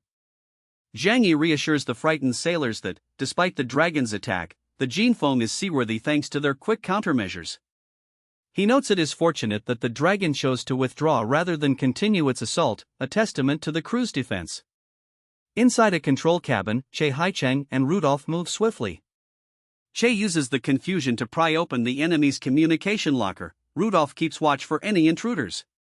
Zhang Yi continues monitoring sonar, aware that every second counts. On deck, Murphy and the rest support with rapid repairs in standby for orders. Minutes tick by agonizingly slowly. Finally, with only moments to spare, Che snatches the enemy communicator device. He hurriedly retreats to the safety of their cabin. The enemy officers on the lower decks are still stunned by the Dragon's assault and have not yet noticed their equipment missing. As time expires, Che signals quietly to Zhang Yi that the communicator is in their hands. This tense chapter emphasizes teamwork and the race against the clock. The Fin Dragon's threat forced the enemy to focus on defense, buying Che just enough time. Zhang Yi's leadership and everyone's calm under pressure allow the theft to succeed undetected for now. Chapter 864, Signal. With the stolen communicator secured, Che Haicheng's hands are shaking as he turns it on. He stows it in his pocket and then quickly hurries to a hidden switchboard in a dark, soundproof room that Zhang Yi had reinforced for emergencies. Using the device's hidden panel, he taps an urgent transmission, a distress signal broadcast to all friendly naval and scientific vessels. Che speaks firmly into the comm link, identifying the ship as Jinfeng of the Huashu Kingdom and declaring an emergency. They have been attacked by unknown forces and badly need rescue. Outside, the rest of the team stands guard, listening for any sign of detection. Che's voice is steady, though internally he is nervous. The slightest mistake now could alert the enemy.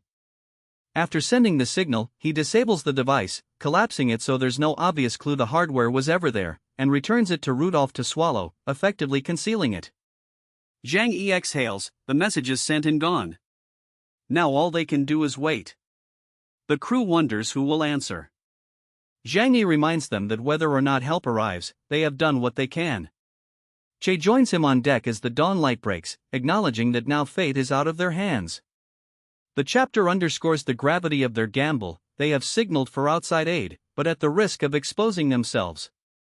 Their unity and resolve shine through as they brace for any possible outcome. Chapter 865, Columbia Navy. As the Jinfeng limps toward Tianhai City to regroup, Calm returns to the bridge after the emergency signal was sent. Zhang Yi oversees repairs over breakfast the next morning. By chance, he notices Zhu Yunque in the dining area appearing anxious as she tends to her sleeping child. An intercom buzz brings news that the emergency transmission has been picked up. A nearby U.S. science vessel, nicknamed Columbia, has received their SOS. Lieutenant Commander Connor from the Columbia Navy responds, promising to send support. Though far away, they will alert all Allied fleets and satellites. Hearing this, the Jinfeng's crew feels hope swelling. Their gamble may have paid off. Zhang Yi and Che quietly exchange relieved smiles. Colleagues like Basin and Zhou Kor express gratitude to Zhang for his quick action. The chapter also flashes briefly to the perspective of Connor, who realizes China is in need. He swiftly coordinates with the International Task Force. By setting diplomatic pride aside, they choose to help this besieged expedition for the greater good. Back on Jinfeng, Zhu Yunque quietly thanks Zhang Yi, reassuring him that they will no longer be alone. The scene ends on a note of cautious optimism. Allied forces are mobilizing in response to the Jinfeng's plea. Chapter 866, Pass the Buck First. With potential reinforcements en route, Zhang Yi focuses on shoring up defenses.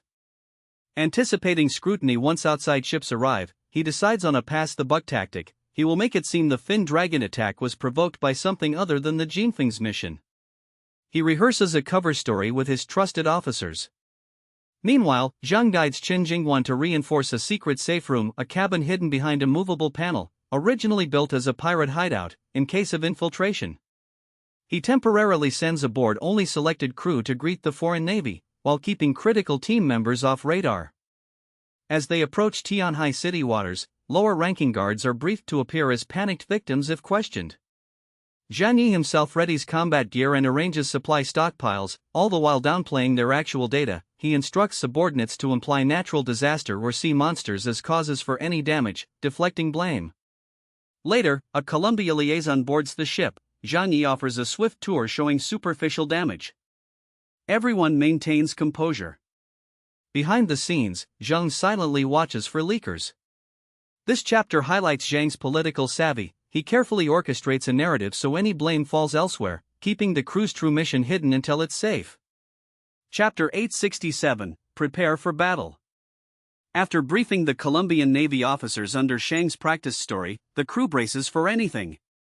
Zhang Yi convenes a final strategy meeting in private. Zhu Yonk, Che Haicheng, Murphy, and others gather. Zhang outlines that they must be ready for possible hostile encounters, be it leftover Fin Dragon forces or suspicious combat units. The Jinfeng crew, a mix of scientists and soldiers, begins preparation, equipment checks, weapons powered, and medical stations readied. Zhu Yonk offers resources to Zhang, and he assigns her to coordinate civilian care for non-combatants, the elderly and the injured. The men practice drills to make sure everyone can fight if needed. Zhang encourages unity and resolves any remaining doubts, reminding them help is coming but they cannot rely solely on it. The chapter ends with nightfall. The crew stands on deck under stars, weapons at the ready, waiting. There is a wary calm as everyone understands. This uneasy lull could break into battle at any time. Their resolve is firm. Together, they will protect each other until relief arrives. Chapter 868, Rain Man. This chapter shifts perspective to Lieutenant Connor of the Columbia Task Force. Connor is cautious by nature, aware that in this turbulent era alliances are fragile. On board the Columbia science ship, he reviews satellite data sent by orbiters monitoring the crisis. A mysterious storm front codenamed Rain Man is approaching from the Pacific towards the Huashu Sea. Something unnatural is causing it. Recognizing an ecological disaster could soon coincide with the Jinfeng's predicament, Connor works with his climatologists to issue warnings to naval and meteorological agencies. He then turns to friendly Navy admirals, reporting the Huashu distress beacon and the strange weather anomaly. Some political tensions arise. There is debate whether to dispatch a rescue fleet now or wait for diplomatic clearance. Connor argues for immediate action, citing humanitarian duty. Meanwhile, on the Jinfeng, Zhang Yi is unaware of this new development. The chapter's focus on Rain Man builds an atmospheric threat looming beyond just their ship. It underscores that the characters' struggles are set against a backdrop of larger global change and that aid is contingent on navigating complex international waters. Chapter 869, A Dilemma. Back on the Jinfeng, the crew faces an internal conflict as a result of Zhang's cover story. Bayemo and several junior sailors take Zhu Young's claim that pirates attacked them at face value, so they are jubilant to portray themselves as heroes defending the ship. However, Kalim, the stern deputy commander, steps in solemnly. He explains that while they may be safe for now, harboring such close-quarters secrecy is risky. He warns the crew, if the Columbia Navy discovers they concealed the communicator theft, there will be severe consequences. Bayemo bristles, but Kalim's words sink in. The crew realizes their predicament. Do they reveal the truth about the communicator and the Fin Dragon, or continue the charade and risk diplomatic fallout? Zhang Yi stews in this tension, knowing truth could provoke the alien fleets or anger his own government. The dilemma is clear: should they trust international allies with all the facts and hope for leniency, or remain silent and maintain the official story? The chapter ends without resolution, highlighting the fine line between self-preservation and integrity.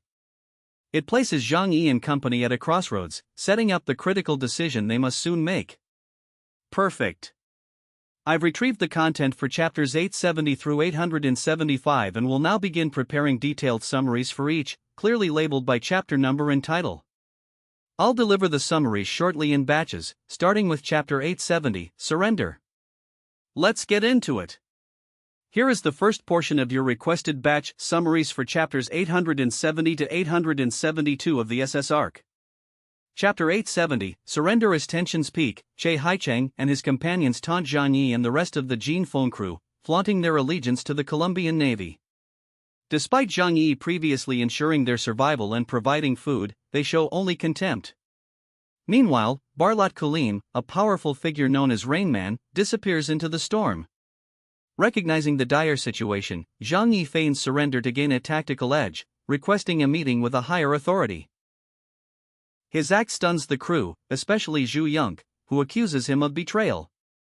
Zhang Yi, unfazed, subtly negotiates with Kalim, suggesting he possesses valuable intelligence that could benefit the Colombian Navy.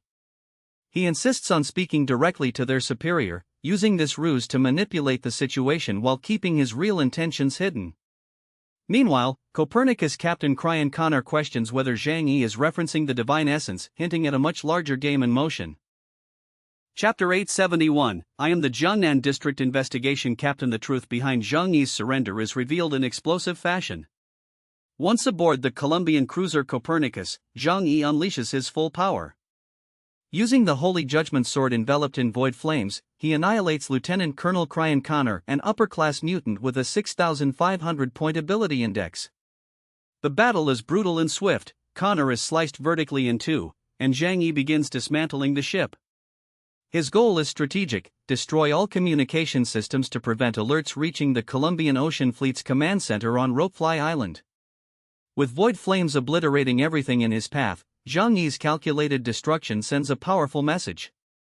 The betrayal by Che Haicheng and others becomes moot. Zhang Yi reappears on the Gene Foam unscathed while the warship sinks in the distance.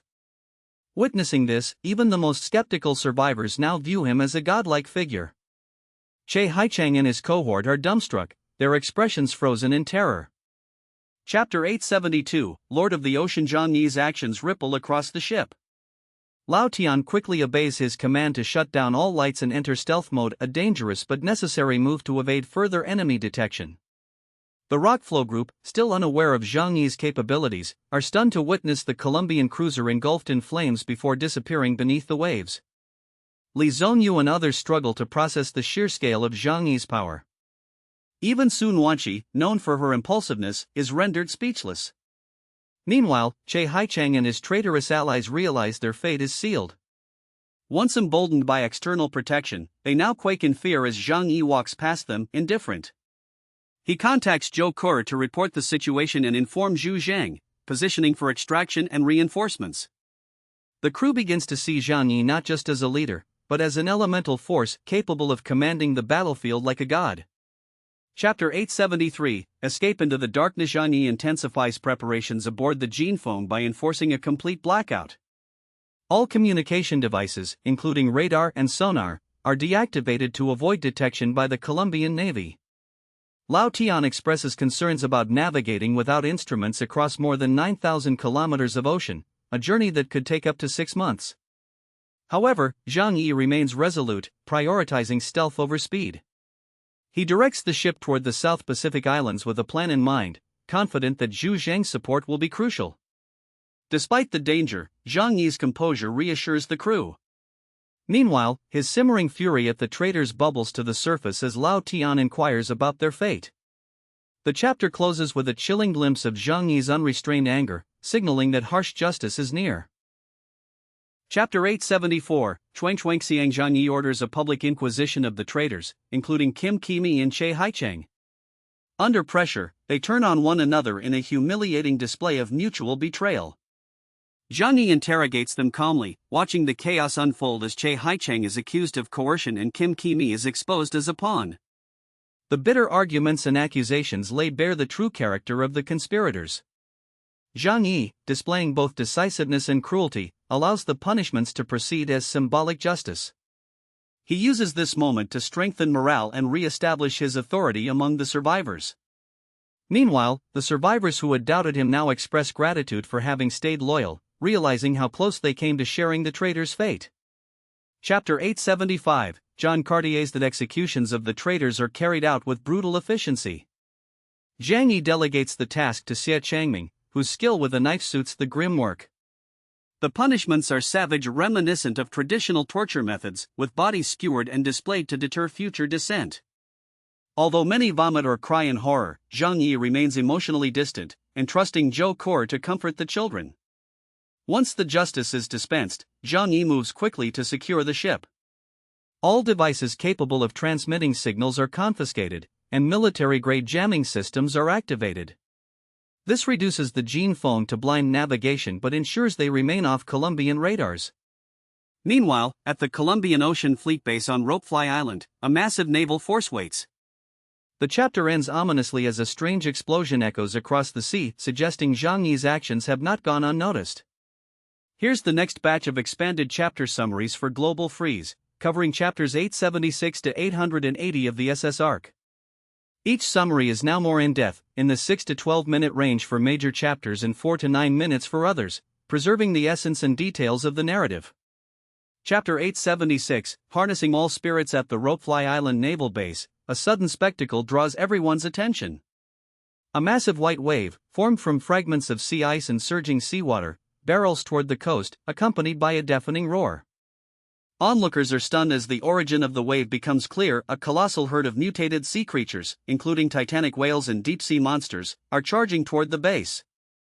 Standing regally atop the largest whale is none other than John Cartier's, Colombia's most powerful inhuman soldier, known as the Lord of the Sea.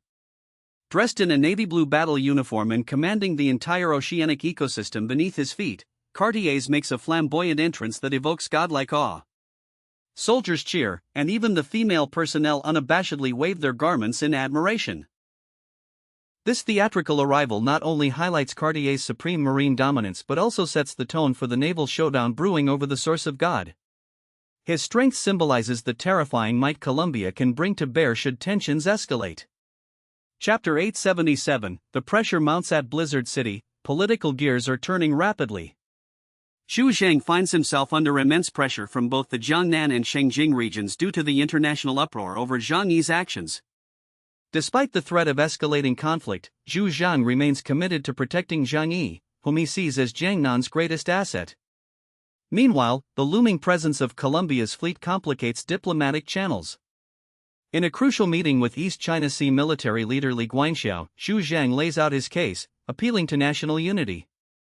Li agrees to lend pressure against Colombia, but only under conditions. The source of God must be shared. The discussion between the two seasoned generals paints a vivid picture of backroom military diplomacy, where mutual benefit overrides political hesitance. The scene underscores how powerful Zhang Yi's actions have become, forcing entire nations to move their fleets and shift policy in response. Chapter 878, Rose team back on the Colombian side. John Cartier's continues to display his arrogance. He openly flirts with Juliana, a beautiful soldier assigned to deliver a top-secret document. Despite her protests, Cartier's privileged status grants him unchecked authority, revealing a dark undercurrent of impunity in Colombia's command structure. Elsewhere, Xu Zhang activates an escape plan for Zhang Yi, sending him toward the Southwest Sea. The narrative shifts to a distant battleground. A shattered pirate fleet smolders amid burning sea wreckage.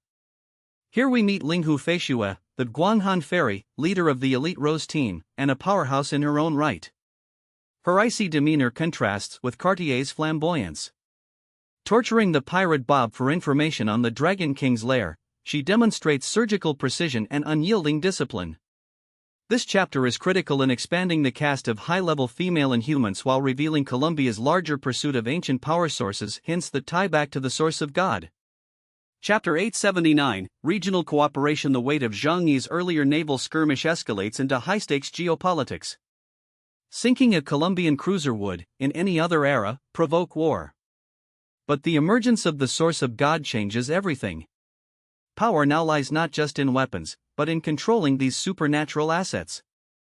Li Guangxiao and Xu Zhang agree, if the world is entering an age dominated by mutants, traditional military might must adapt. Li offers tactical aid, deploying the East China Sea's 4 legendary spirit fleets, Azure Dragon, White Tiger, Vermilion Bird, Black Tortoise, but under one condition: shared access to any discovered source of God. The underlying tension between trust and strategy permeates this chapter. Xu Zhang reluctantly agrees, emphasizing Jiangnan's resource advantage. This moment crystallizes the complex alliance forming among regions of Huashu, built on necessity rather than loyalty. Chapter 880, Zhu Yu. The geopolitical ramifications of Zhang Yi's actions unfold in full. His destruction of the Copernicus sends ripples through the East China Sea. Major powers, including Colombia and Huashu, move to obscure the real reasons behind the sudden mobilizations. Each fears revealing the truth of the source of God's existence. Li Guangxiao responds by dispatching the 4 mythical fleets to the front, facing off against Admiral Douglas and Colombia's naval might. The information blackout, secrecy, and subterfuge surrounding the event demonstrate the desperation of superpowers to monopolize divine energy. Meanwhile, Xu Zhang navigates diplomatic crises from Blizzard City, trying to contain the situation and keep it under wraps from Xinjiang's powerful oversight. Chapter 881, Wrath at Sea. The Jinfeng sails silently under a shroud of night, its lights off, communication disabled, and its hull still trembling from the previous encounter with the fin dragon. Within the ship's war room, Zhang Yi pores over hand-drawn sea charts, one finger hovering above possible navigation routes. The more we hide, the more dangerous it becomes, he mutters, sharp-eyed and sleep-deprived. The crew watches him in silence, their respect for him tinged now with awe and fear. Meanwhile, in the lower hold, whispers turn into arguments. Mo, still nursing a bruised ego from being sidelined, voices doubts about Zhang Yi's leadership, urging others to consider alternative escape plans. He's quickly silenced by Che Haicheng, who's visibly shaken after the recent execution spectacle. He's the only reason we're still alive, Che snaps, unwilling to admit just how much terror Zhang Yi inspires in him. Above deck, Lao Tian reports that the sonar has picked up no signals for hours. Zhang Yi knows this doesn't mean safety, it means the enemy is smarter. He begins drafting a revised travel route that would lead them through the dangerous, pirate-infested Starry Sea. Better devils I know than the ones hiding in shadows, he says, voice cold. In the quiet corners of the ship, some survivors begin marking days on the walls. One child draws a stick figure with fire around its head. Zhangshu, he says. For many, Zhang Yi has become myth. For others, an executioner wrapped in a hero's cloak. Chapter 882, The Fracture. Tensions reach a boiling point as cracks spread in the already fragile cohesion among the passengers. The survivors, packed into tight quarters and eating reduced rations, grow restless. Inside the mess hall, a shouting match erupts over spoiled food. Zhang Yi arrives mid-argument and says nothing, only stares. One look from him silences the room. But the deeper fracture forms privately. Zhou Kor expresses her growing concern. You've changed, she tells Zhang Yi bluntly. Your choices, they're starting to resemble the monsters we fight. Zhang Yi pauses, letting the weight of her words hang. Then, if the price of saving them is my own humanity, I'll pay it. She doesn't argue further, but her silence speaks volumes. Meanwhile, a crewman attempts to send a private signal using a salvage transponder. Zhang Yi intercepts it within seconds. Instead of punishment, he brings the man into the control room and shows him the death toll from earlier betrayals. Do you want to be on the other side of the airlock next time? He asks, not angrily, but with a calm finality that chills everyone present. Shu Yonk watches all of this unfold from her cabin. The man we follow could save the world, or break it, she whispers to Sun Wanshi, who only nods, cradling the child in her arms. Outside, the weather changes. The air becomes unnaturally cold, the sea eerily still. Something is coming, and the fractures inside are widening just as something outside stirs. Chapter 883, Starry Sea. The decision is made, they will attempt to pass through the Starry Sea, a territory so infamous that even military vessels avoid its waters.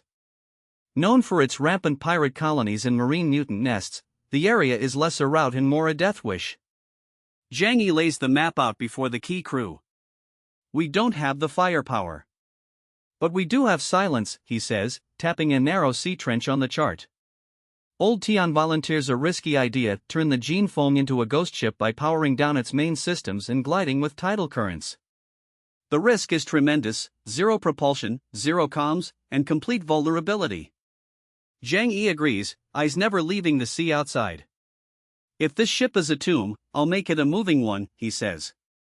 Preparations begin. The engine is put into standby. Heat signatures are masked.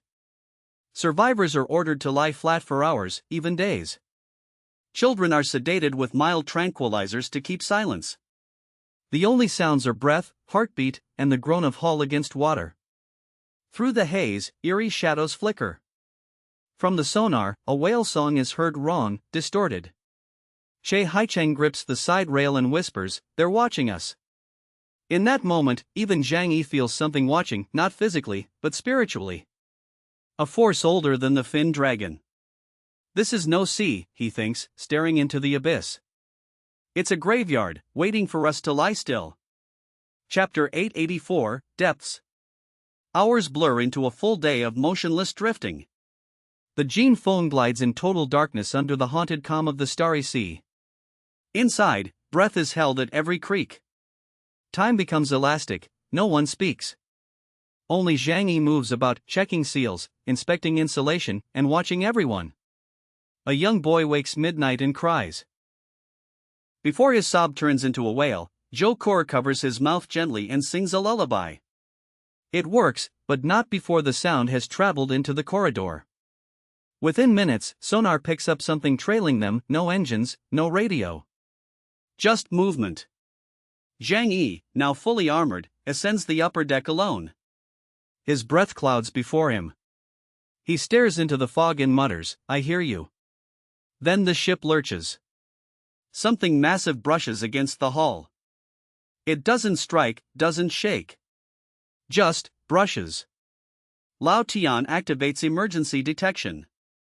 "There's something beneath us," he says, pointing to readings that spike and vanish. The readings resemble heartbeat intervals, pulses every few seconds. "It's not a vessel," he adds. "It's alive." Zhang Yi steps away from the controls and closes his eyes. Then we let it pass. Every muscle in his body screams to move, but he knows better. Predators strike what flinches. Down below, even the bravest passengers no longer pretend this is just a dangerous voyage. They begin praying. To gods. To spirits. Some even to Zhang Yi. Chapter 885, Surface. At dawn, light breaks through the low fog. The atmosphere shifts, the ghostly presence seems to recede. The ship creaks less. The heartbeat under the sea is gone. Zhang Yi finally gives the order to restore minimum propulsion. The gene phone grumbles to life. Cheers erupt below deck, and people hug each other. Even Che Haichang lets out a shaky laugh. But Zhang Yi doesn't relax. He climbs to the crow's nest and surveys the open sea. In the distance, he spots a structure, an abandoned oil platform rising from the surf. From this height, it looks empty. But he knows better. "A ruin, or a trap," he murmurs. Old Tian approaches with good news, one of the radio dishes might be reparable. Zhang Yi cuts him off. "If we broadcast anything, we die." Silence, he insists, is still their best shield. Later that evening, he walks the corridors, stopping before Bai Jingyu's cabin. Inside, she stares at the ceiling, murmuring something unintelligible. She's getting worse. Zhou Kor intercepts him outside the door. "We're running out of time," she says. "For her. For all of us." Zhang Yi nods. "Then we move faster." From below deck, a quiet vibration begins, barely felt, but rhythmic. It matches the same pulse from beneath the ship the night before. Something followed them.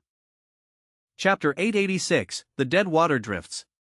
The icy waters surrounding the gene foam have begun to calm, but not with peace, rather, with a sinister stillness. A thick fog drapes over the sea like a burial shroud. Zhang Yi stands alone at the bow, listening to the silence beneath the surface.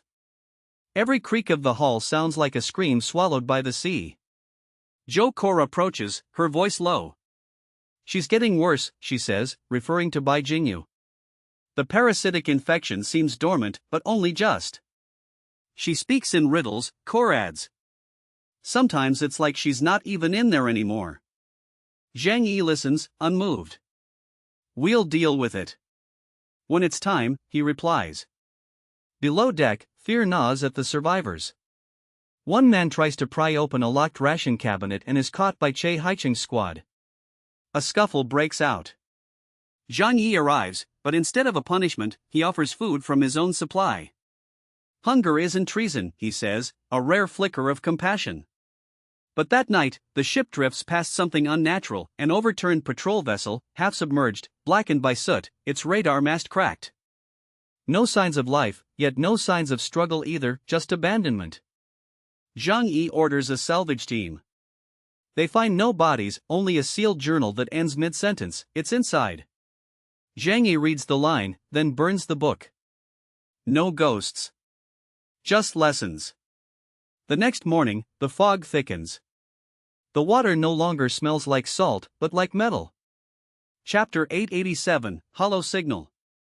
A weak radio transmission bleeds through the static during routine equipment checks. Lao Tian adjusts dials, eyebrows furrowed. It's a distress signal, he says. Chinese frequency. Repeating on loop. Zhang Yi listens carefully. The voice is ragged, panicked, feminine. This is the Xianyang. We're adrift. No fuel. No heat. Requesting rescue, but the date embedded in the signal code makes Zhang Yi's eyes narrow. It's been looping for over 11 days. No fresh transmissions. It's either bait, he says, or a grave. Zhou Kur argues they should respond.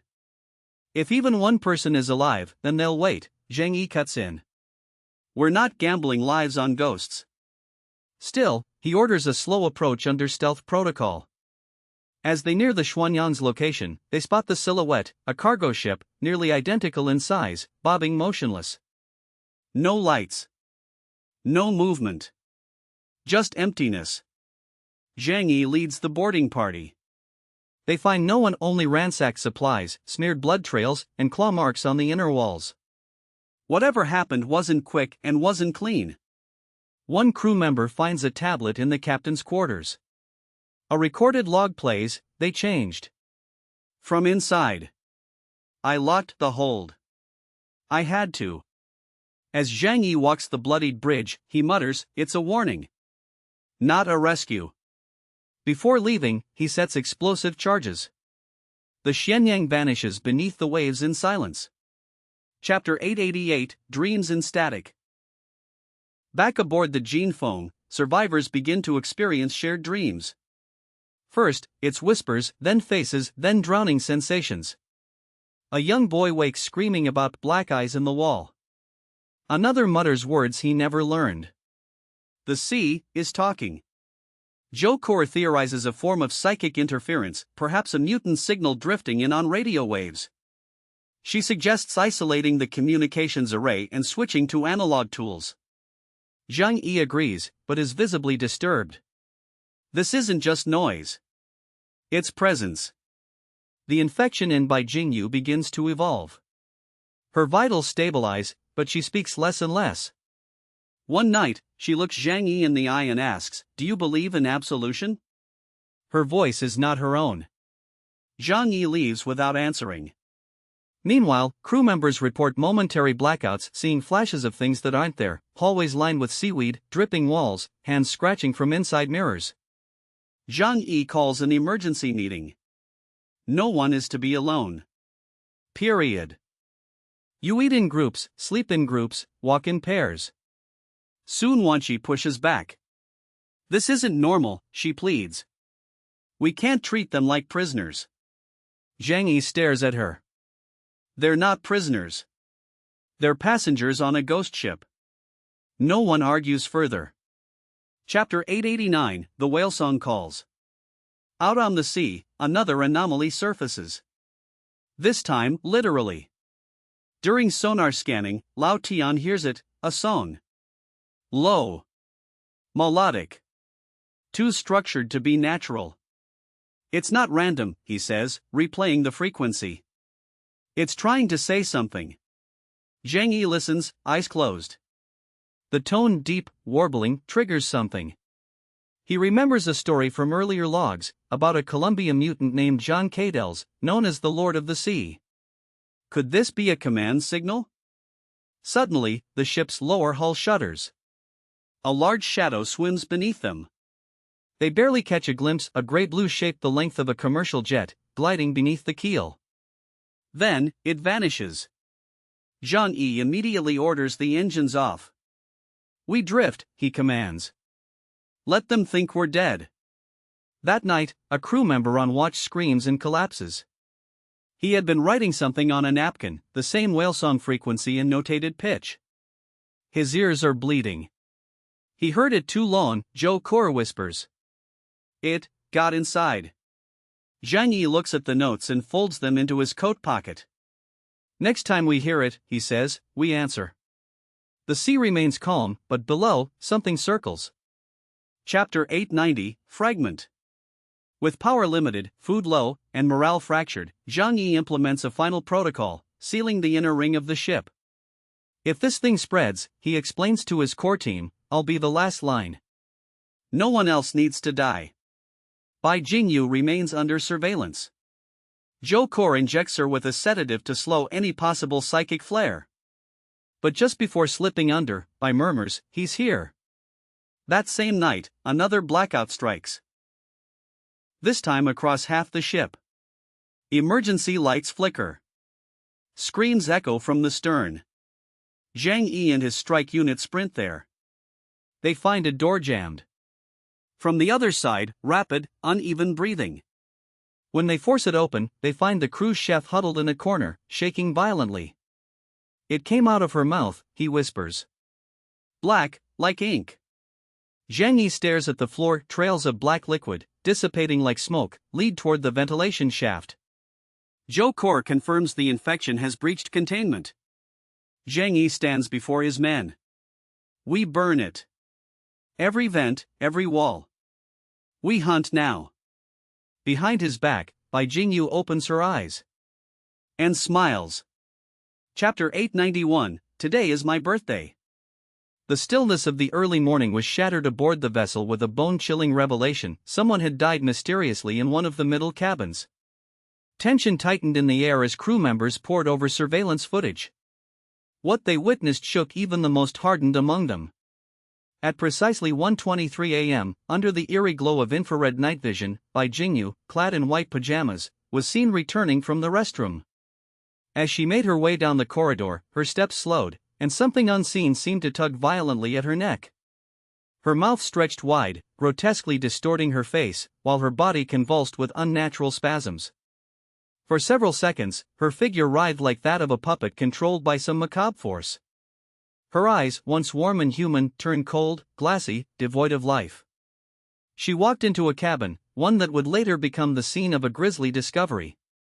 Zhang Yi watched the footage in silence, beads of sweat forming on his brow. He was no stranger to monsters and the supernatural, but this defied logic. No physical assailant had been caught on camera. The change in Bai Jingyu resembled possession or spiritual hijacking. Quickly regaining composure, Zhang Yi assessed the situation. As a leader, he had to ensure the safety of the civilians aboard. Confronting Bai Jingyu directly could provoke disaster. So, he devised a plan: isolate the passengers, observe behaviors, and use surveillance to pinpoint abnormality. With Lao Tian's help, he instructed the crew to prepare a dining area and gather everyone under the pretense of a communal meal. For now, observation was the safest path. Chapter 892, She's Not Human Anymore. Tension aboard the vessel escalated. The gathering in the repurposed dining hall commenced. Dozens of survivors gathered for the celebration, unaware of the true reason for their summoning. Everyone was to be fed, monitored, and subtly tested. Zhang Yi and Lao Tian, along with the technical crew, activated enhanced monitoring equipment, closely analyzing micro-expressions, irregular behaviors, and energy signatures. It was tedious work, but necessary. When Bai Jingyu entered the room, she was calm, too calm. Her face bore a hollow serenity, a mask stretched over something dark lurking beneath. Throughout the meal, Bai Jingyu remained eerily silent. While others conversed and shared wary smiles, she chewed slowly, her gaze fixed on something or someone invisible.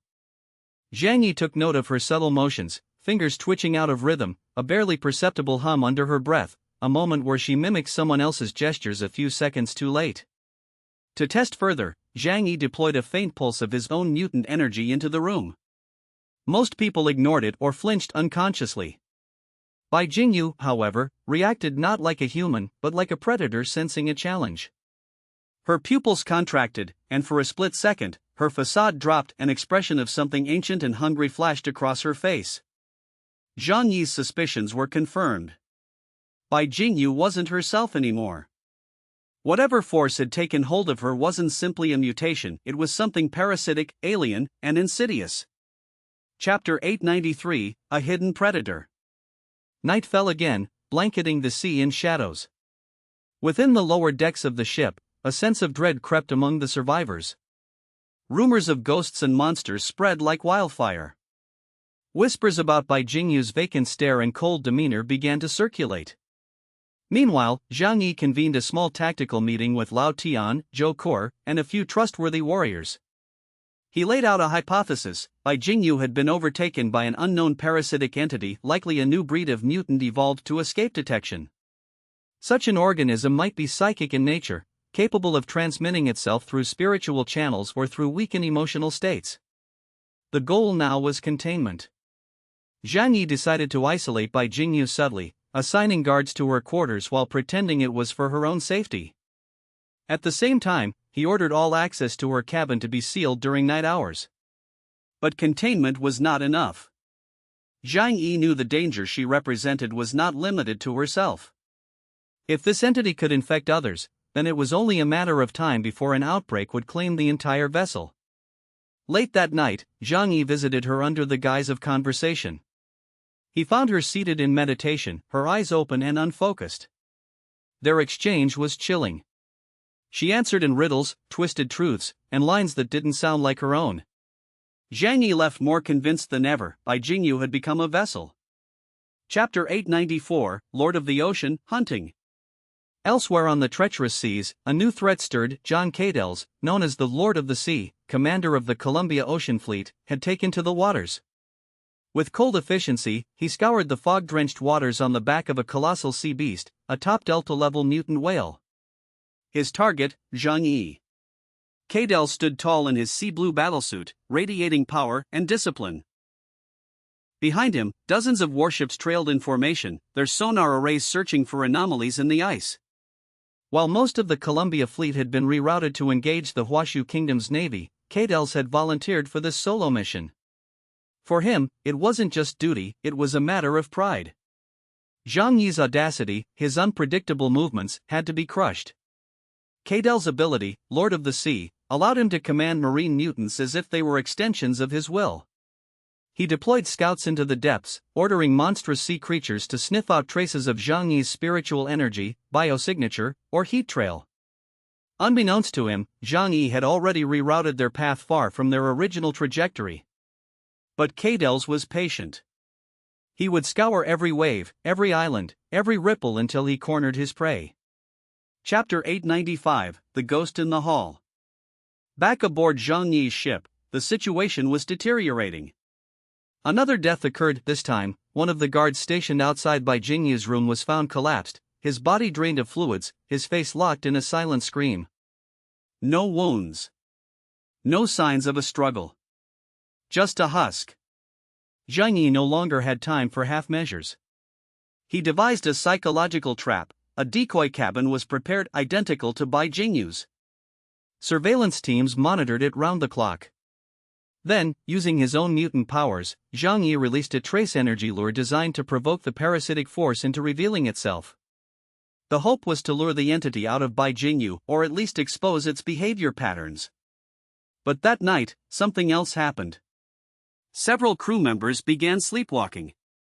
One of them, under observation, was seen drawing cryptic symbols on the walls, murmuring in tongues. Another burst into tears and then laughter, and finally fainted. It was clear now, the infection was spreading, not physically, but psychically, through fear, through dreams, through proximity. Zhang Yi realized the entity wasn't just parasitic. It was spiritual.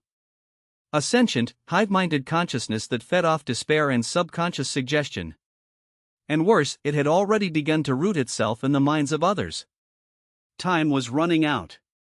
Chapter 896, The Hollow Silence Before the Storm. After surviving the prior encounter, Zhang Yi and his group reach a lull in their journey aboard the Xiaoyao. But peace is deceptive. The cold sea around them grows eerily still, and though the ship is filled with survivors, a silent tension hangs over the vessel like frost on steel. Zhang Yi stands at the prow, wind whispering around his coat, eyes narrowed at the horizon. His inner monologue cuts sharply: the further north we go, the quieter the monsters get, and the more dangerous it feels. His instincts, sharpened through a year of bloodshed and betrayal, tell him something's off. Old Tian joins him and reports dwindling rations and increasing restlessness among the passengers. Meanwhile, below deck, several of the rescued civilians whisper tales of ghost ships and sea wraiths, rumors picked up during their escape. Zhou Qi, medical officer and trusted companion, notes a peculiar case. A passenger has fallen into a strange fever with black bruising across his chest. She isolates him quickly but struggles to understand the cause. "This isn't frostbite, it's something else," she murmurs, eyes flicking to Zhang Yi for confirmation. As night falls, a dense fog settles in unnaturally thick. The sound of waves becomes muffled. Zhang Yi orders increased patrols, commanding 2-man teams. No one alone, not even for the bathroom. Unbeknownst to them, something has boarded the ship. Chapter 897, Bug, +1. At dawn, one of the patrol crew is found dead, mummified, eyes wide open in horror, with his entire torso collapsed inward like it was sucked empty. Zhang Yi inspects the body. His calm expression masks the boiling tension underneath. "There's no wound," Zhou Qi says, her voice trembling. "Organs, gone." The passengers panic. Rumors of sea demons surge again. Zhang Yi coldly addresses the crowd, "This is no curse. It's a creature." With his authority challenged, Zhang Yi pulls rank, "We are not a democracy. This is a warship in crisis." He orders the corpse removed and all civilians confined to quarters. Patrols are doubled. The deck is locked down. Zhang Yi later finds something tangled in the nets dragged behind the xiaoyao, a grotesque sea creature with translucent skin and barbed feelers. "This got caught trying to crawl aboard," he says. He stabs it through the brainstem and throws it overboard, but he's not satisfied. That was just the scout. A woman screams from the hold. Chapter 898, Infection. The fevered man Zhou Qi had quarantined earlier suddenly mutates, veins bulging, bones cracking under unseen pressure. He leaps at a crew member with animalistic speed, mouth stretched wider than humanly possible. Zhang Yi arrives moments later and vaporizes the mutant with a flash of psychic energy, his flame aura hissing around him. "We're dealing with a parasite," Zhou Qi confirms after dissection. "Possibly carried by sea monsters." Zhang Yi assembles the team. From this moment, any sign of illness is reported. "I don't care if it's a nosebleed. We're sealing off the lower deck." Lao Tian and Sun Wanqi argue. He wants to confine civilians, she wants to avoid panic.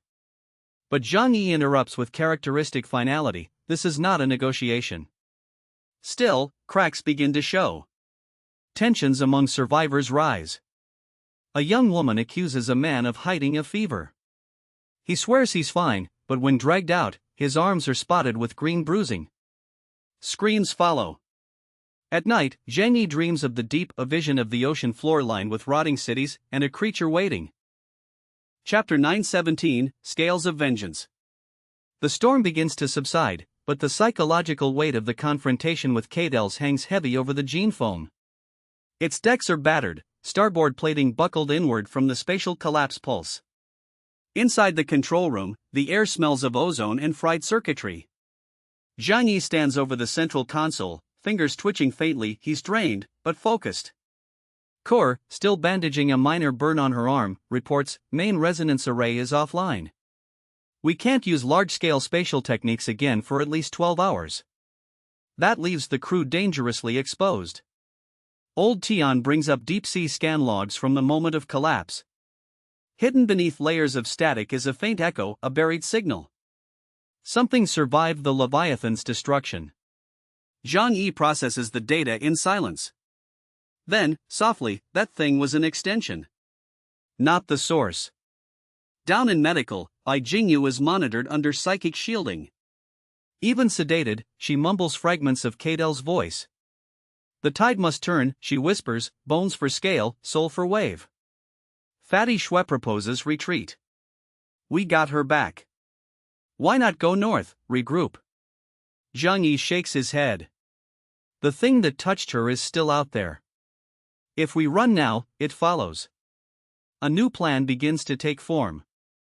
Using the trench coordinates revealed by Old Tian's recon drone, Zhang Yi theorizes that a deep-sea fortress or something ancient lies in the southern seabed, hidden even from Columbia.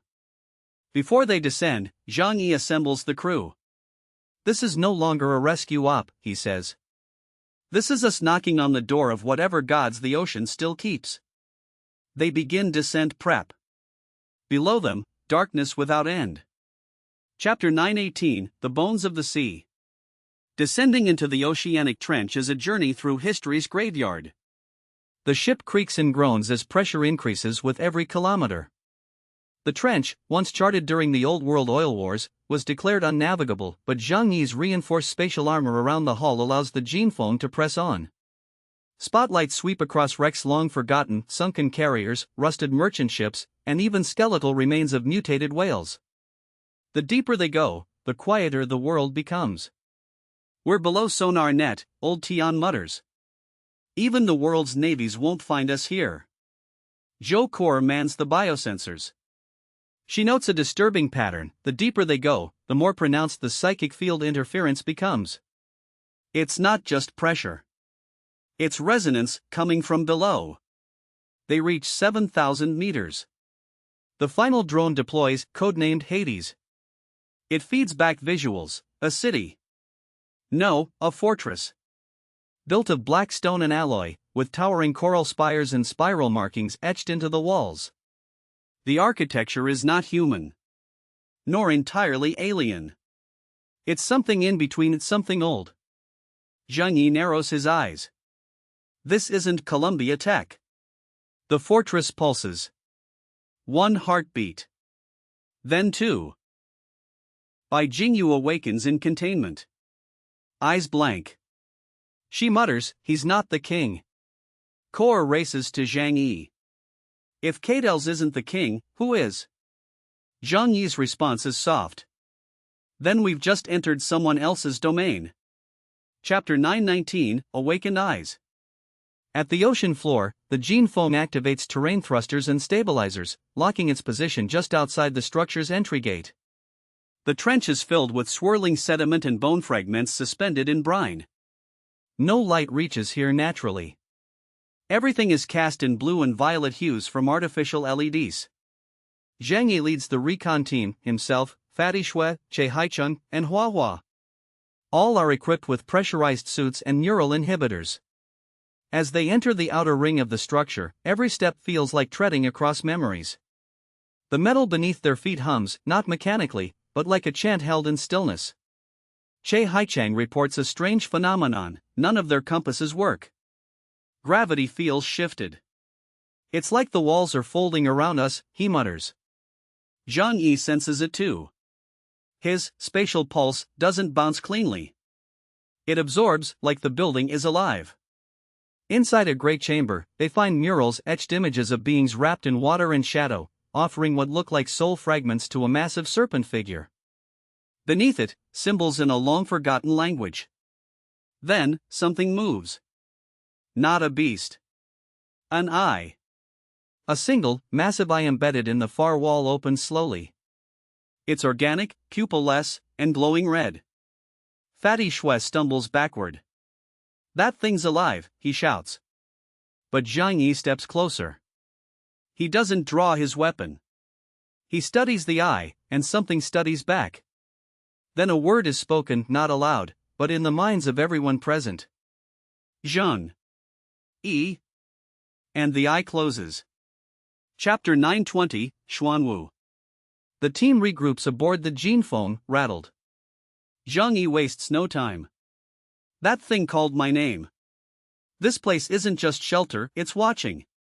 Lao Tian deciphers part of the mural footage. The serpent-like creature is labeled Xuanwu, a mythological being from Huaxia legend, a god of water and protection, but also death and sacrifice. "It's a shell," Tian says.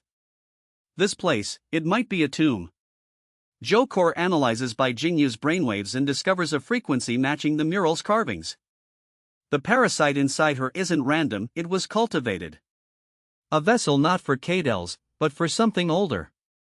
Zhang Yi recalls old records. During the Mist Valley incursion, spatial anomalies led him to discover a sealed chamber beneath the Earth's crust. The symbols match. Suddenly, the Jinfeng's core shakes violently. The trench outside begins to shift. A voice booms through the hull, not mechanical, not psychic, but divine. "You have opened the gate." The outer ring of the fortress begins to rise. What was once a ruin now blooms, metal petals opening like a flower. Inside, suspended in biogel, is a single humanoid figure, tall, armored, and glowing faintly with purple-black energy. It opens its eyes. And it smiles. Chapter 921, The Forgotten King. The figure steps forward unaided, its feet never touching the ground. The sensors on board Gene phone go wild. Power levels spike. Systems crash and reboot. This is not a mutant. This is a source entity. Zhang Yi opens a calm channel and attempts first contact. Who are you? The figure replies in flawless Mandarin, its voice neither male nor female. I was the first. The one Cadels ran from. You are the one who heard my song. Zhou Cora listens in, dread curling in her gut. We activated it. This whole trench was a prison. Not a tomb. Fatty Shui tries to fire a warning pulse. The energy disperses mid-air. Space doesn't work here, he screams. Zhang Yi engages, dimensional veil, and steps into folded space, attempting to flank the entity. But the entity blinks and appears beside him. You are interesting, it says. Would you like to see your future? A flash, Zhang Yi sees himself standing alone on a ruined earth, continents submerged, survivors praying beneath a black sky. He jerks back, shivering. The entity continues, you opened the path. Now walk it. And then it vanishes into the sea, leaving behind silence. Zhang Yi falls to one knee. Bai Jingyu, still unconscious, whispers, the king is awake. Chapter 922, The Oath. Zhang Yi stands atop the bow of the Gene phone once more, windless sea stretching before him. Behind him, his team recovers from the psychic fallout of the encounter. Fatty Shui trembles in his sleep. Che Haichang recites prayers. Even the battle-hardened crew speaks only in hushed tones. Zhou Cora approaches him quietly. Do you think that thing was Xuanwu? Zhang Yi replies, I think that wasn't even its full form. Just a shadow. A prelude. He now understands why Cadels had deployed so many distractions.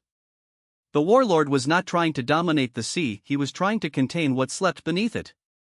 And Zhang Yi, in his pursuit of justice, had broken the seal. He gathers his team in the war room. We go north now.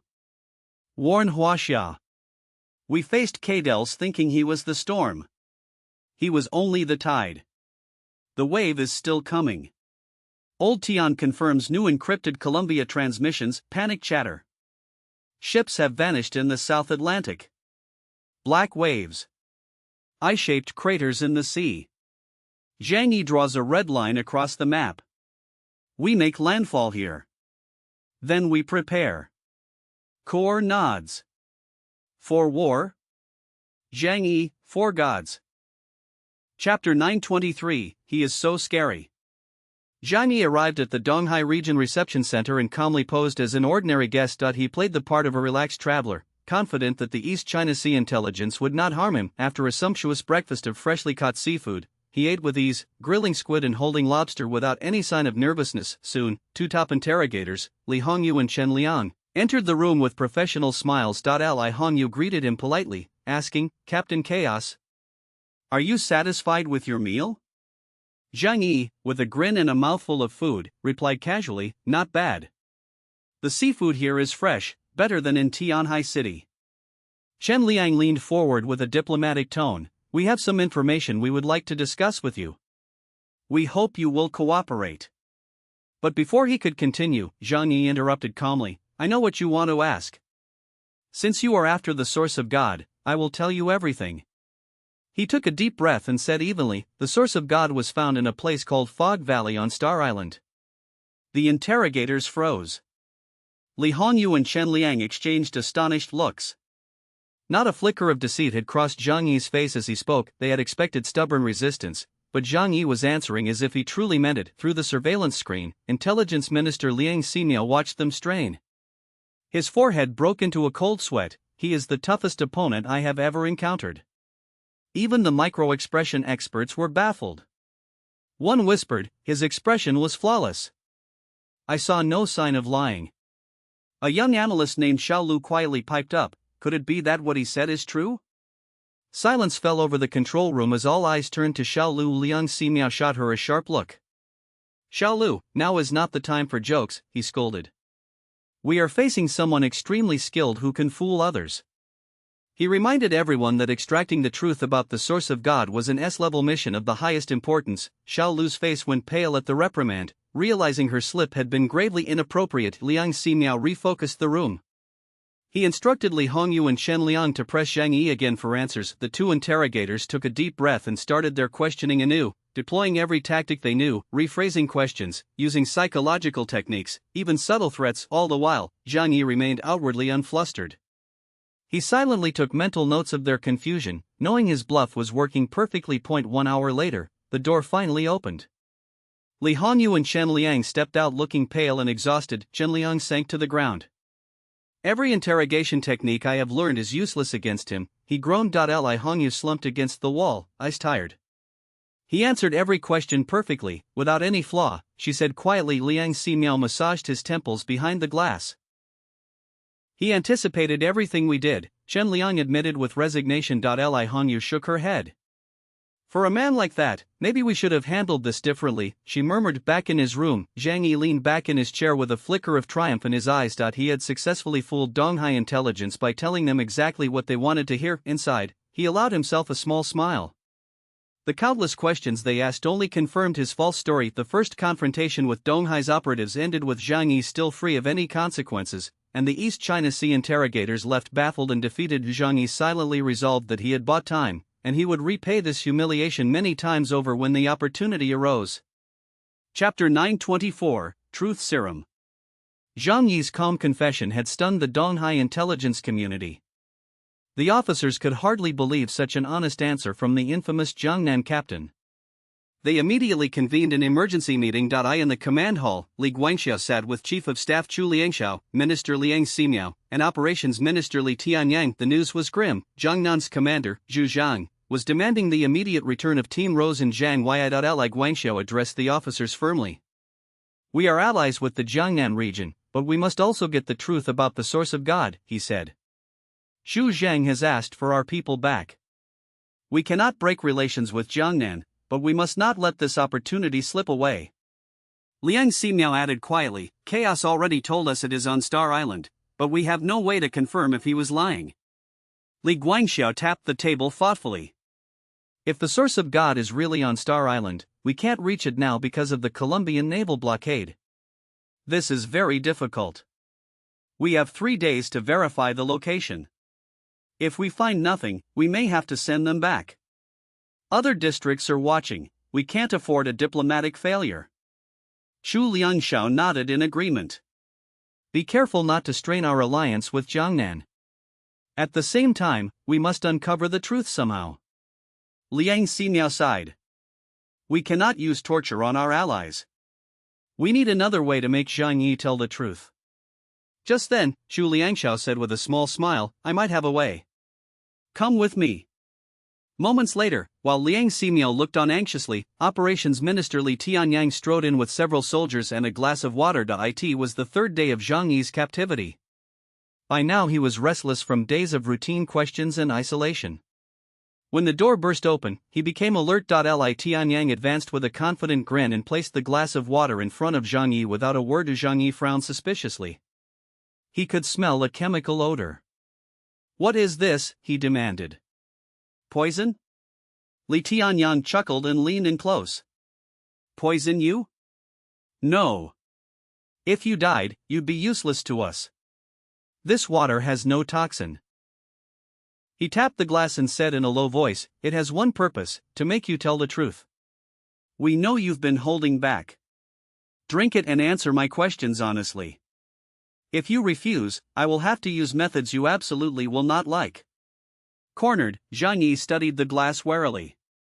He realized Li Tianyang was referring to a powerful truth serum. He set down his book, took a steady breath, and slowly lifted the glass to his lips. Li Tianyang's lips curved into a smug smile. That's right, drink it.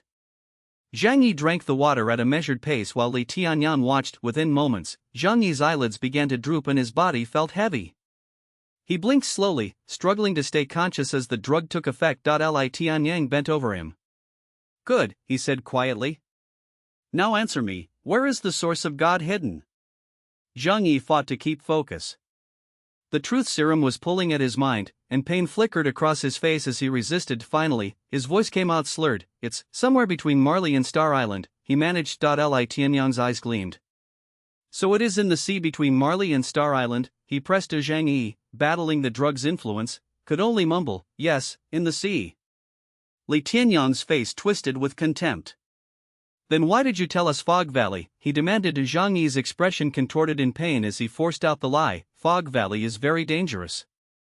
I just wanted to delay you. Li Tianyang nodded curtly, satisfied he had what he needed. He left the room with a grim smile, leaving Zhang Yi alone on the sofa. Zhang Yi slumped back, utterly exhausted. Inside, he was furious at having been tricked, but outwardly he gave a tired nod. He had managed to get a lie past them, but at least they now believed his story. The East China Sea leaders thought the source of God was in the ocean near Tsingtao. As the door closed, Zhang Yi felt a surge of satisfaction. He had turned their interrogation to his advantage. Still, he bowed silently. He would repay this indignity many times over when the chance came. Chapter 925, Communication Gain Between Regions.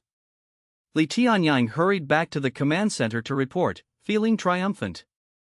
He told Li Guangxiao excitedly, I used the simplest method, a truth serum, and he told me everything.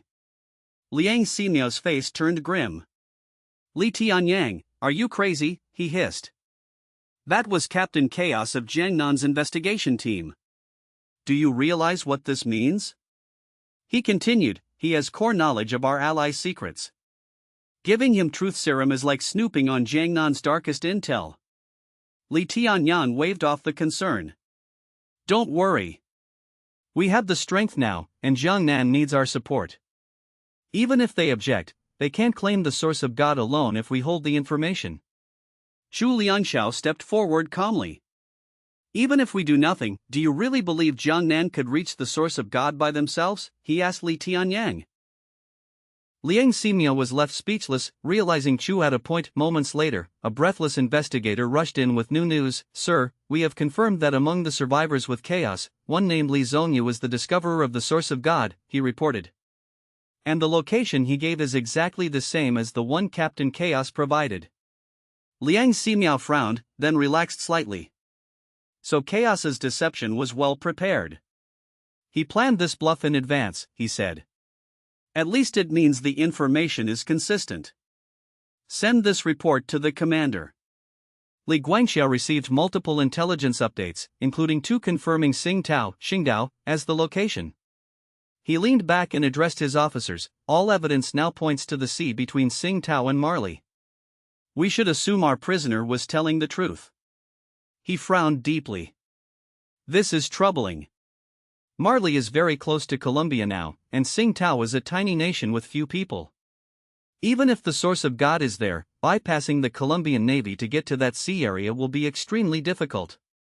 Li Tianyang volunteered a solution.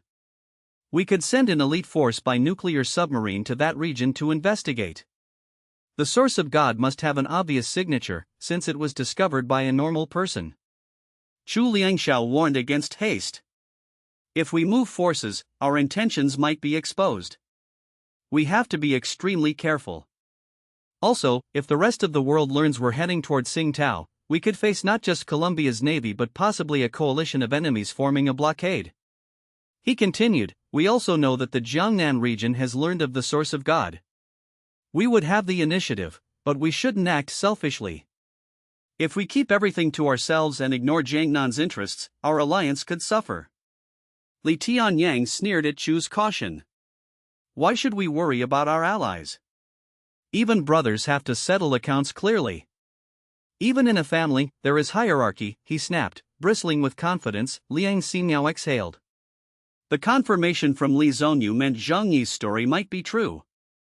He informed Li Guangxiao, our sources confirm Li Zongyu discovered the source of God, and he gave the same location as Zhang Yi. Li Guangxiao's eyes narrowed with concern at the consistency of these reports. Chu Liangxiao looked up. So Chaos's deception was well placed. That's good, at least our information matches, he said. Li Guangxiao studied the data. We must assume our prisoner told the truth about the location, he summarized. Li Tianyang immediately responded, then we should strike with our best soldiers. Seize the source before anyone else has a chance.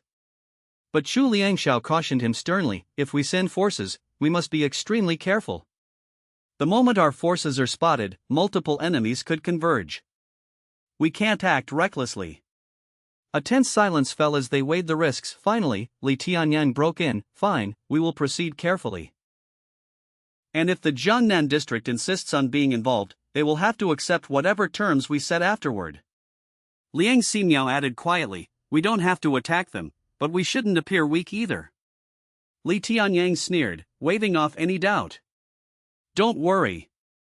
When the time comes, Jiangnan will have no choice but to go along with us. For now, both sides stood firm in their positions, setting the stage for a delicate game between the East China Sea and Jiangnan. Chapter 926, Four Spirits. Li Guangxiao cut off the heated debate. Enough, he said. 3 days from now, return Team Rose and Captain Chaos to the Jiangnan region. Escort them as if it's for their own safety. He framed it as a precautionary measure. He gave final instructions, at the same time, send a submarine to search the waters between Marley and Tsingtao for the source of God. Under no circumstances send Xuanwu on this mission, we need to keep that power in reserve. Li Tianyang and Chu Liangshao accepted the orders and left immediately to carry out the plans. 3 days passed in a flash. Finally, Zhang Yi woke up from the effects of the drugs. He was furious. He jumped up, pounding the sofa with his fist and shouting for Li Guangxiao, how dare you torture me like that?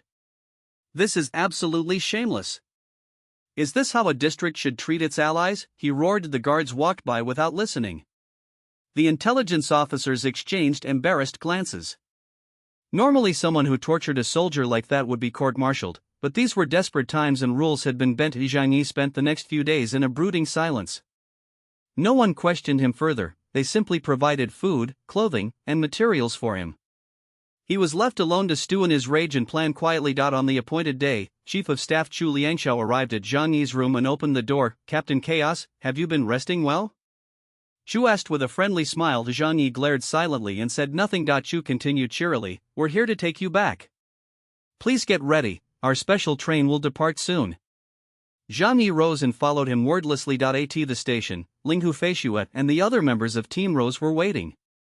The East China Sea had arranged luxury carriages for the captives. Zhang Yi and Ling Hu Feishuet exchanged cold, silent looks as they boarded separate cars. Chu Liangshao counted the men and then instructed the escorts, the mission is in your hands. Make sure our honored guests arrive safely in Blizzard City. An escort captain saluted. We will ensure their safe arrival, Chief of Staff. You have our word. As Chu stepped back onto the platform, 3 new figures approached Zhang Yi's carriage. Zhang Yi's instincts immediately recognized them as powerful masters. Inside the car, he looked up to see 2 men and 1 woman entering. One man was tall with long black hair and a rugged face, another was bald with a pale complexion, and the woman had reddish-brown hair and a confident air. Zhang Yi realized they were all captain-level Inhumans. He guessed they must be among the famed 4 spirit commanders. One of the men, the long-haired one, shook his head at Zhang Yi's questioning gaze. No, in the East China Sea region we have no investigation team leader, he said with a grin. I am Qinglong, and these are Baihu and Zhu Ke. Zhang Yi's eyes widened. Qinglong, Azure Dragon, Baihu, White Tiger, and Zhu Ke, Vermilion Bird, all 3 were members of the legendary 4 spirit fleet, second only to Xuanwu, Black Tortoise, himself. He couldn't help but laugh softly. The East China Sea region is really cautious, he remarked. They actually have 3 members of the 4 spirit fleet escorting us back. Ha! Qinglong smiled. Zhu Ke spoke up, not at all. We weren't originally assigned to this mission, we were simply very curious about you, Captain Chaos. We wanted to meet you personally. Baihu produced a bottle of fine liquor and a glass, pouring Zhang Yi a drink. The title strongest person in Jiangnan district makes people curious, Baihu said warmly, we've been eager to know more about you in the Jiangnan region, Qinglong added, joining the toast. Zhang Yi accepted the glass and took a sip of the wine. Surrounded by these 3 top masters, he finally relaxed a little. As the train rolled on through the night, the 4 of them began to chat openly. They compared stories from the end times and shared their perspectives on battles and politics. They even joked about his reputation. One told how even Chen Xiaoxiao, the feared tyrant of Blizzard City, had once bowed from a distance upon seeing Captain Chaos. Too awed to come closer to, Zhang Yi found himself smiling genuinely. Despite the tension between their districts, these four spirits treated him with respect and even camaraderie. By the time the train arrived in Blizzard City, Zhang Yi felt a cautious optimism. He trusted that Zhu Zhang and the Jiangnan leadership would handle the source matter wisely. For now, he was among friends who truly cared, and he allowed himself to relax as he was driven home at last. Chapter 927, Provocation. The next morning, after a calm night's sleep, Zhang Yi joined the escort in the final leg of the journey. The air was tense and expectant as they made their way to Blizzard City. Moments later, the train pulled into Blizzard City Station under a clear blue sky. Colorful banners, "Welcome Heroes of the East China Sea region," fluttered in the breeze above the platform. Lanterns and flags lined the station, and a crowd had gathered to greet the returning heroes. Soldiers in crisp uniforms stood at attention, and local officers lined the platform. At the front stood Commander Zhu Zhang himself, flanked by the top brass of the Combat Command Center. He was here to personally receive Zhang Yi and his team. Zhang Yi stepped off the train and immediately saw Zhu Zhang stride forward. Zhu Zhang held out his hands and said warmly, "Captain Chaos, you've suffered during this time." Zhang Yi was deeply moved. He clasped Zhu Zhang's hands respectfully. "It was nothing, sir," he replied with a relieved smile. "Just part of my duty. Everything is fine." Linghu Feishue and the rest of Team Rose were also greeted on the platform by other officers. Linghu curtsied politely. It was clear from the reception who was the senior. Zhu Zhang guided Zhang Yi to a waiting official car. Zhang Yi climbed in and sat beside Zhu Zhang in the back seat. Captain Sun Lushuan took the driver's seat. Zhu Zhang watched Zhang Yi carefully as the car pulled away from the station. Finally, Zhu Zhang asked quietly, "Were you mistreated in the East China Sea region?" Zhang Yi took a steady breath and answered honestly, "They injected me with compound number 3, which seals my supernatural powers. It will take about a week for it to wear off, so right now I feel like an ordinary person. They also gave me a truth serum, and under its influence I told them the location of the source of God." Zhu Zhang's face turned red with anger. He spat the name Li Guangxiu under his breath. "That dog! He actually used such methods on you? This is outrageous." His fist tightened as he spoke. Zhang Yi met Zhu Zhang's gaze calmly. "I feared they might reach the source before we do," he admitted softly as Zhu Zhang took a breath. "We cannot let that happen," he said fiercely. "Even though your powers are sealed, I swear we will not let the East China Sea region claim the source of God all to themselves." He then spoke more quietly and firmly. "Right now your powers are gone and our forces are at a disadvantage. That inhibitor compound is very strong and we have no immediate countermeasures. So you must stay here and recover your strength. We will protect your back."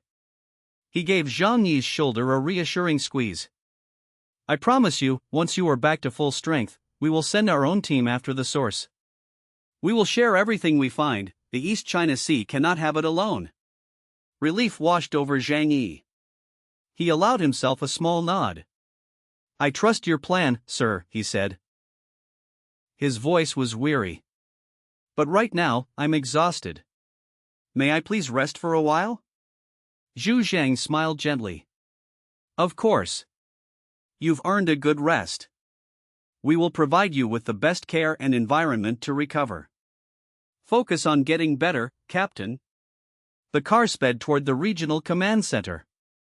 For the first time in days, Zhang Yi felt truly safe. He leaned back and finally closed his eyes, knowing that for now, he was home. Thank you guys for sticking on with the story. This entire arc took a long time to make detailed summary explanations.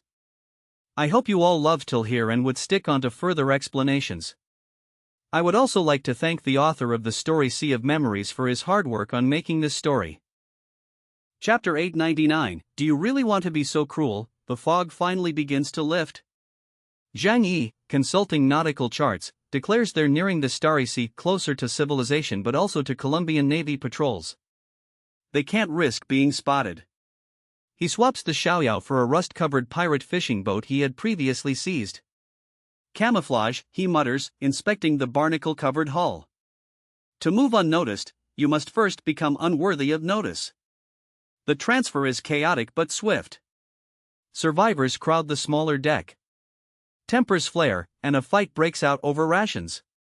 Zhang Yi silences the chaos with a single shot in the air. You want to live? Obey orders. Or get off.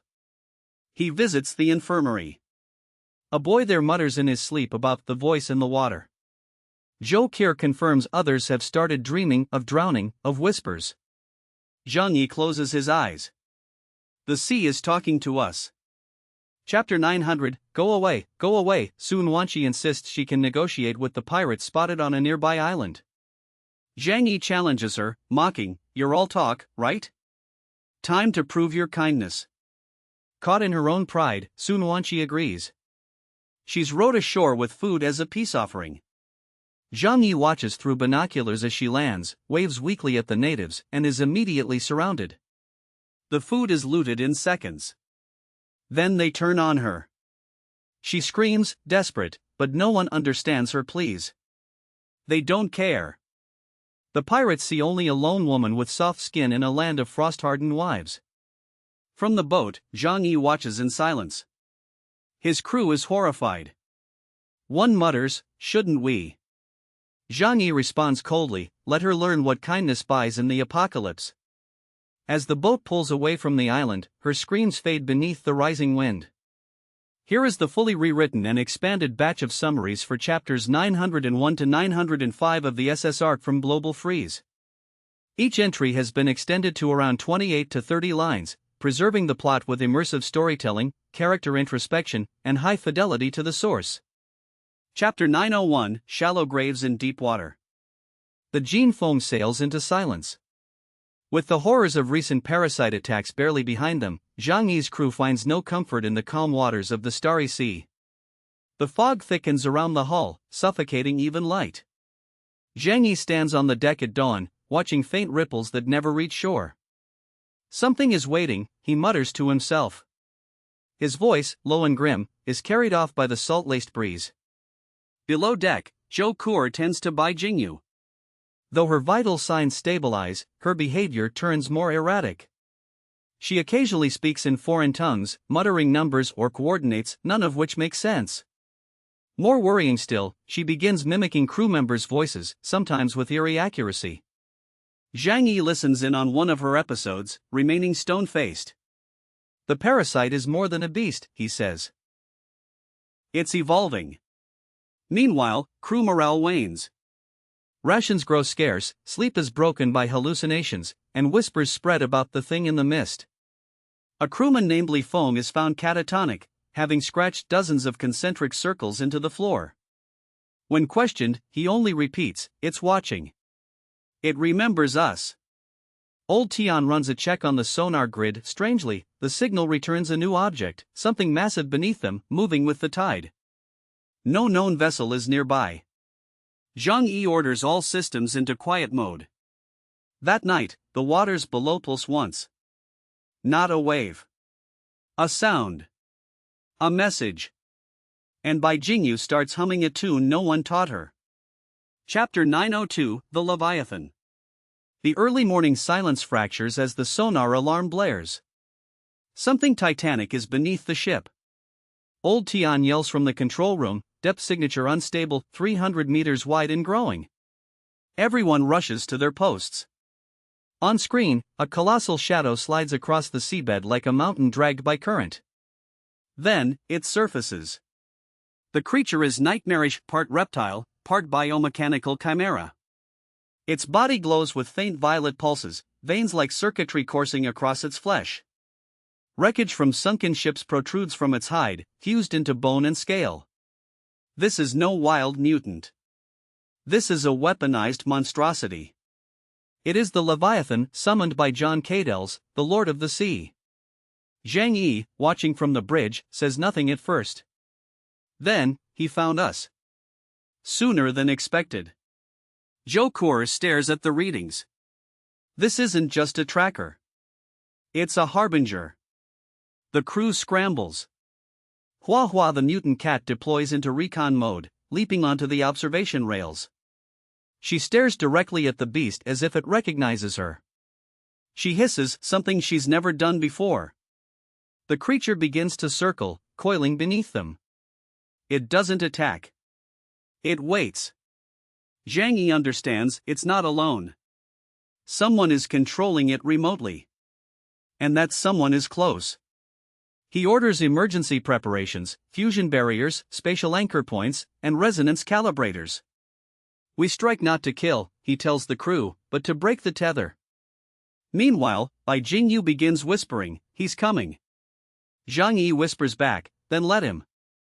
Chapter 903, A Spatial Pulse. The air hums with tension as Zhang Yi steps onto the upper deck, activating his spatial core. Purple veins of energy ripple across his arms and converge around his chest, forming a geometric field that vibrates with a low, resonant tone. This is spatial pulse, a precision technique he has perfected to collapse localized space into a weapon. Below the ship, the Leviathan begins to rise. Its sheer bulk causes the sea to part and the gene foam to sway dangerously. Yet Zhang Yi remains still. We fight physics, he says. And we bend it. Zhou Core begins redirecting power to the ship's inertial dampeners. Meanwhile, Fatty Shui and Yang Xia begin evacuation drills, just in case this turns into a full collapse scenario. The spatial nodes Zhang Yi planted across the ship activate. He lifts both hands. A translucent dome expands outward, forming a spherical grid that encompasses both the gene foam and the rising creature. The Leviathan lets out a thunderous roar, but it is distorted, as if its sound is being swallowed mid-air. That's the sign. Zhang Yi folds space, one node at a time. A ripple shoots downward, striking the Leviathan's flank. But instead of exploding, the creature's flesh begins to fold into itself. Bones implode. Skin inverts. For a moment, it's like watching a mountain eat itself. But then, the field cracks. Zhang Yi falters. Blood drips from his ear. It's resisting. No, someone's reinforcing its spatial integrity. K-Dells. He's counterbending the field. Somewhere out there, he's watching. The Leviathan recovers. It dives. The sea swallows it whole again. Zhang Yi lowers his arms, sweat pouring from his brow. We need to finish this, before it finishes us. Chapter 904, Echo Chamber. Zhou Core deploys a backup plan, the Echo Chamber. A resonance amplifier aboard the gene foam emits low-frequency vibrations that dampen mutant cognitive interference. The plan is simple: block psychic transmissions to sever K-Del's control over the Leviathan. As the dampeners engage, crew members report immediate relief. Hallucinations stop. Bai Jingyu stops whispering and slips into a silent, dreamless state. We bought a window, Core says. Now use it. Zhang Yi uses the reprieve to deploy spatial beacons around the perimeter. We don't trap the beast, he explains. We trap the signal. Meanwhile, the crew regroups. Che Haichang and Old Tian lock down external comms to avoid interception. A short discussion about draining the energy core is cut short when the ship rocks again. The Leviathan is back, but slower. Cautious. Inside Bai Jingyu's quarters, something stirs. She rises from the bed and walks without blinking, eyes clouded over. She reaches the comms panel and taps out 3 tones: low, high, low. Zhang Yi bursts in just in time to see it. She's become a transmitter, he says grimly. Not just a host. They sedate her instantly. Zhang Yi now realizes that the parasite may have never been in full control, it was acting as a conduit for something deeper. Something intelligent. Outside, the fog thickens. The Leviathan begins to circle again. It no longer looks like a beast. It looks like it's listening. Chapter 905, Surface Tension. The crew readies for a final confrontation. The gene foam floats still as glass in open water, the Leviathan holding its distance, the air crackling with pressure. Zhang Yi prepares the last spatial trap, a collapse node integrated into the ship's ventral stabilizer, meant to unleash a field strong enough to collapse localized matter. He doesn't explain the full risk. If the pulse is misaligned by even 1 degree, the gene foam will implode along with the Leviathan. Bai Jingyu is moved into a containment pod, shielded by layers of lead and energy null fields. Her condition has worsened. She now repeats Kadel's name in a reverent tone, over and over, Kadel's, our Lord of Tides. Zhang Yi gathers the core team, Zhou Core, Fatty Shui, Yang Xia, Che Haicheng, and explains the contingency. I might collapse with the field. If that happens, take the survivors north. They protest, but he cuts them off.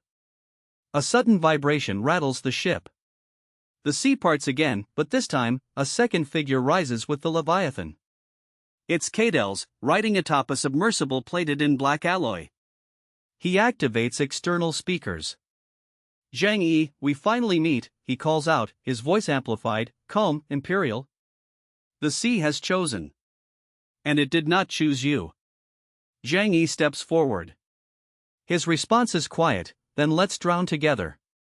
The rift field activates. A storm of gravity slams into the ocean as the sea itself screams. To be continued.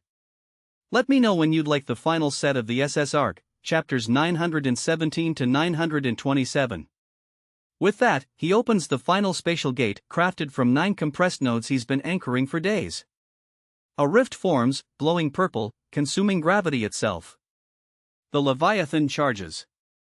Zhang Yi stands firm. And space collapses inward. The sky screams. The sea turns black.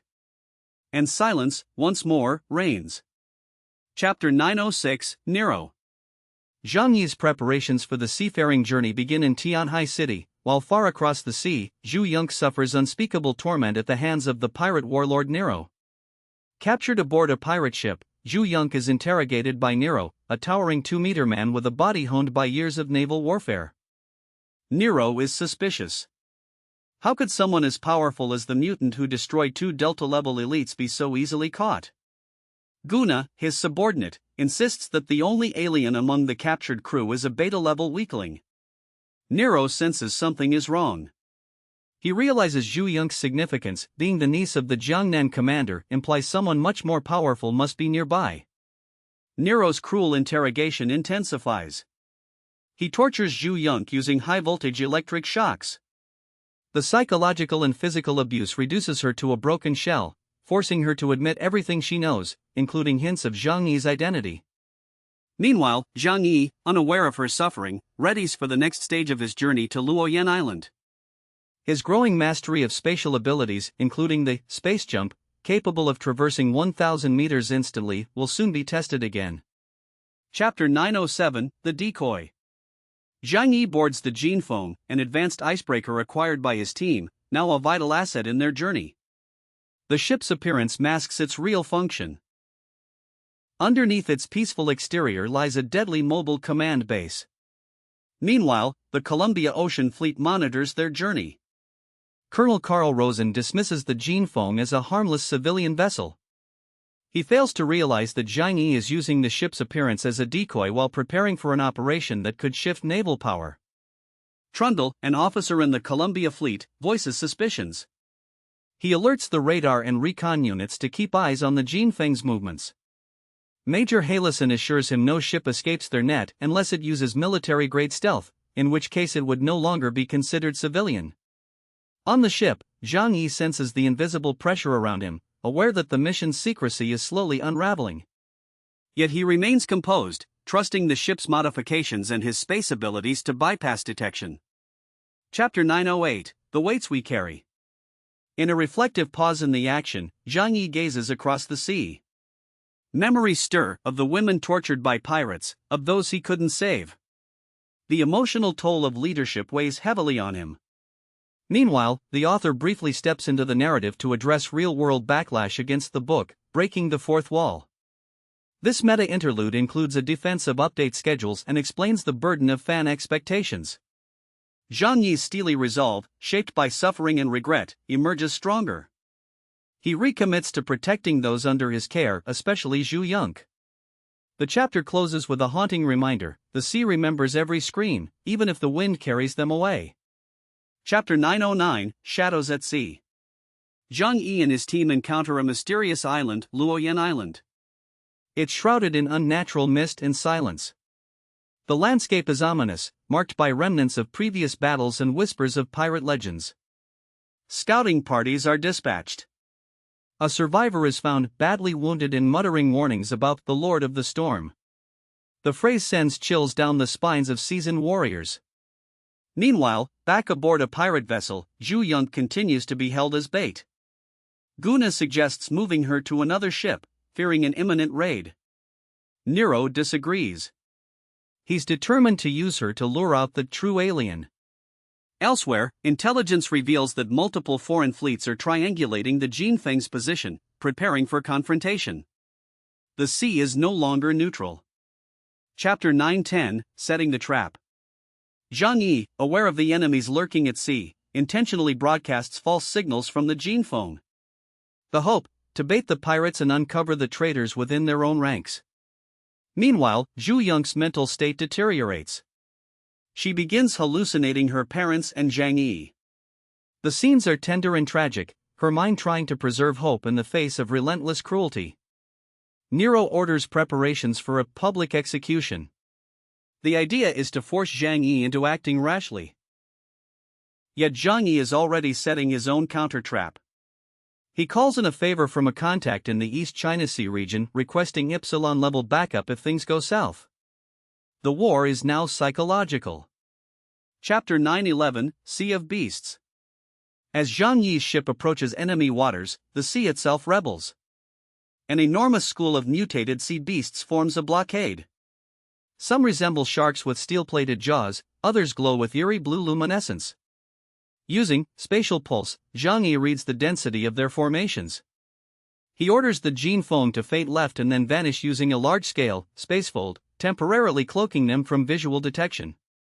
A small scout boat led by Hua Hua, the mutated cat, scouts ahead, leaping across masts and rigging with eerie agility. The feline detects a pirate ambush.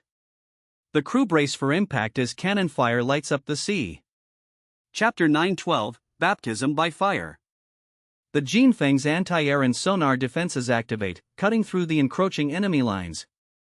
Yet the real battle is internal.